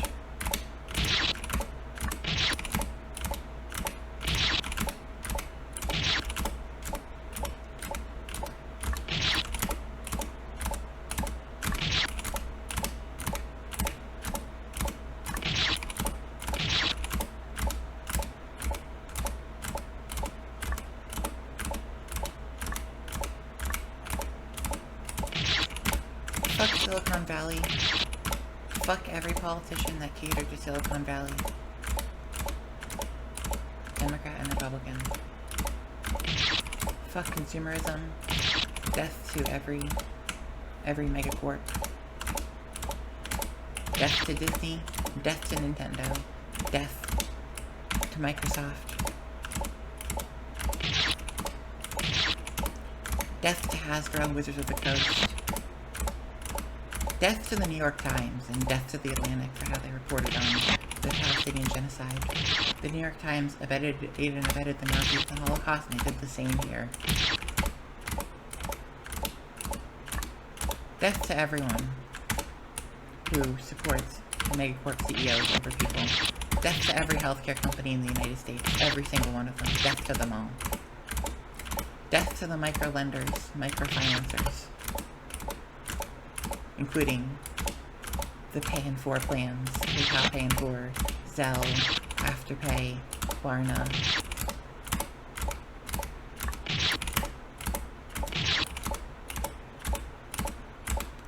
Death to the paycheck cash advance companies. Death to United Healthcare. Death to Blue Cross. Death to the care card. I didn't even get to talk about that in this series. I heard about that today. Doctors signing patients up for credit cards that are specifically made for medical practitioners to sign patients up for them. Evil.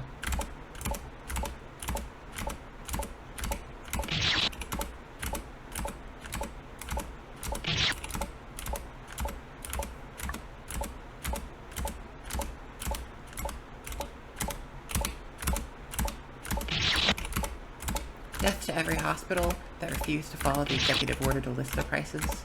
Death to every hospital that mistreats patients, exploits patients for money.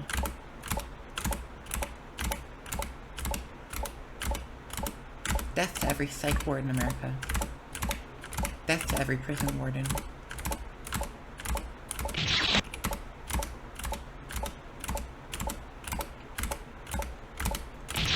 Death to Palantir and Kill Chain. Death to Mark Zuckerberg and his metaverse and his meta AI, his Instagram AI bots, his Facebook fake profiles, Instagram fake profiles. Death to the Nudify AI app and every other app used to create pornography out of pictures of people, used to create fake pornography of adults and children. Death to Jeff Bezos, Space Cowboy. I wish this rocket flew up in the air like the Challenger. Death to every single corporate executive at Amazon who works to squeeze workers dry, to rip off consumers, destroy the small businesses that use them as a platform, take down their listing, and then create a copy product.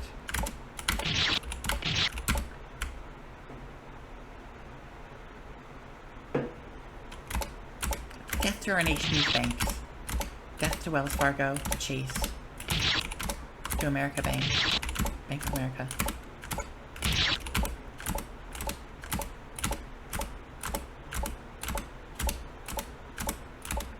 Death to Google. Death to Google, death to Microsoft. Death to every AI company, OpenAI, ChatGPT, Google VO. Death to Google for making an app, burning billions to create a program that could be used to make racist clips. Like the 13-year-old edgelord Vine. Vine edgelords. Best wet dream.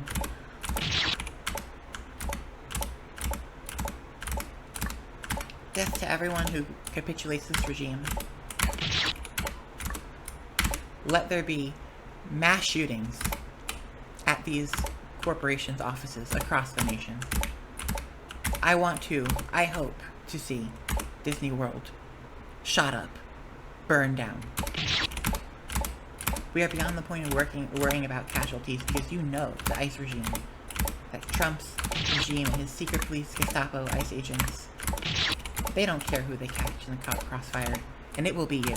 So you should be working to fight this regime.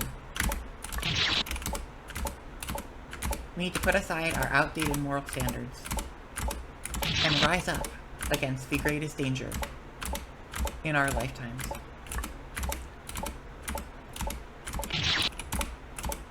I will show as much pity and care and consideration for the white-collar workers in these facilities as the New York Post and the New York Times and the Atlantic and the mainstream media showed for the Palestinian children caught in the Israeli occupation, in the bombing of West Gaza, of the Gaza Strip, the West Bank.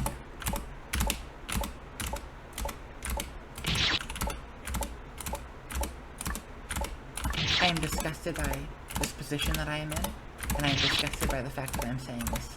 I have been disassociating for the last year so that I don't have to feel the reality of the fact that I am saying this. But I know it is true. And as much as I try to distance myself, I know it is true. We need violence, and we are beyond the point where targeted violence can fix this. We need mass violence. Shoot an ICE agent.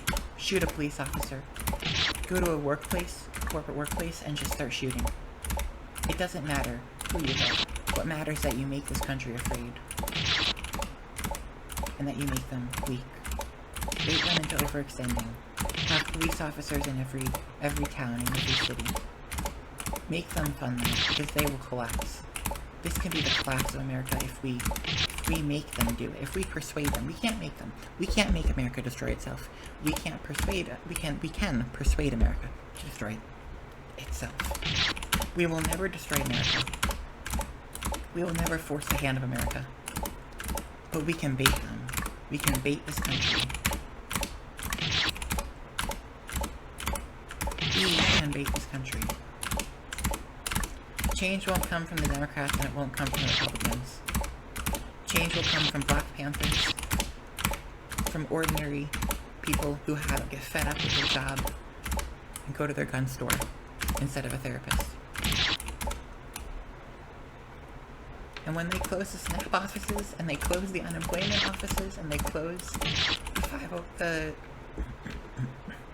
SSI, Social Security offices, maybe then you'll see it. But you don't have to wait. Don't wait for someone else to make that change.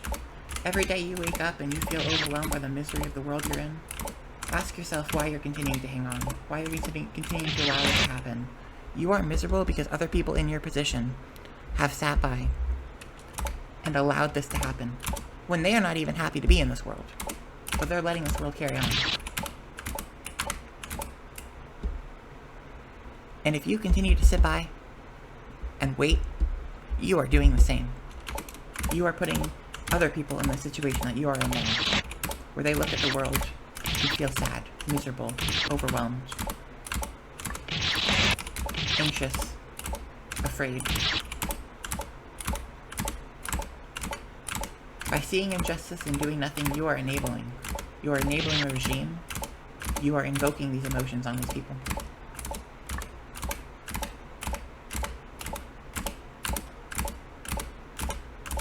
We know we are judged for what we say, but we should be judged for what we do not say, what we do not do.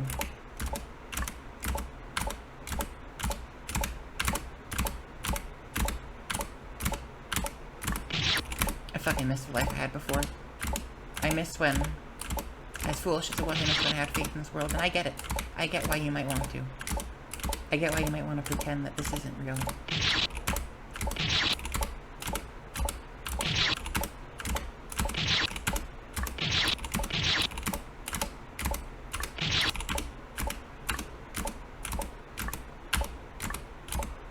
But it is, and we cannot forget that.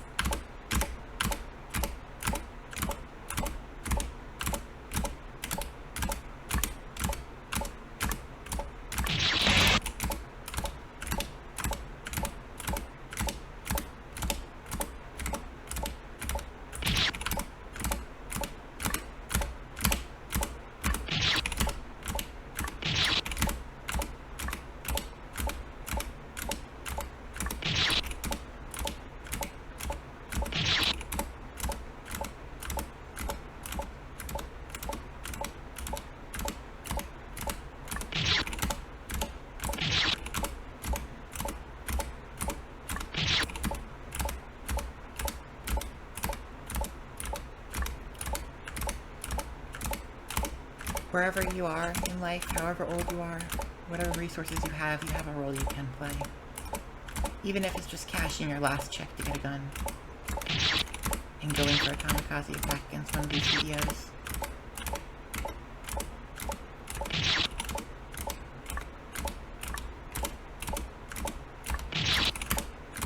This is our country, as much as it is theirs. You have the same stake to this country as J.D. Vance does. And you have more than enough resources to take out multiple people in the same position as yourself. Single-handedly. We know that. We know that's true. America is a business, masquerading as a country. The most important aspect for them is not the health of its people, or even the dominant ideology. The oligarchs side with Republicans because it benefits them. Do not let them escape this responsibility by switching over to Democrats if we take this country back. Every single one of the oligarchs invited to Trump's inauguration, or who has been have been a part of this administration, or have had any role with the president, every one of them, Tim Cook, Bill Gates, Sam Altman, every one of them need to be hung, if not shot. And I don't care whether it's the law that does it, or vigilante.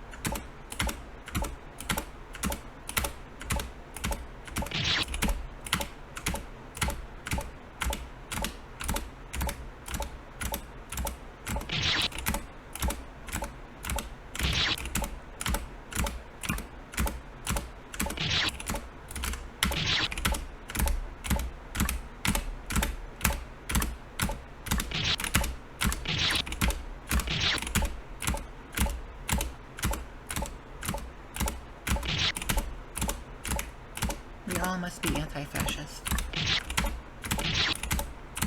Death to the United States of America.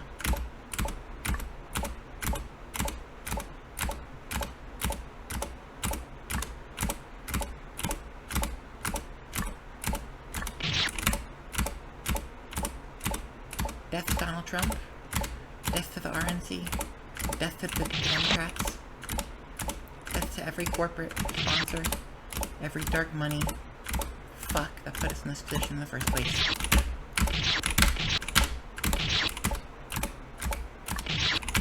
And we must make sure they are all held accountable. And I prefer all executed. I think we should overlook torture in the context of what has happened here. Every day of my last year of my life has been torture. And I'd love to just fuck up these people. Truly horrific. Do some fear and hunger type shit to them. But that won't be my place. That'll be yours.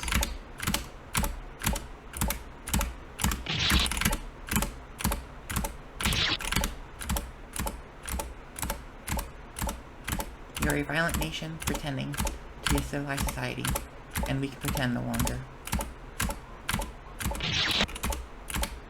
Death to the United States of America. Death to the United States of America. Death to the United States of America.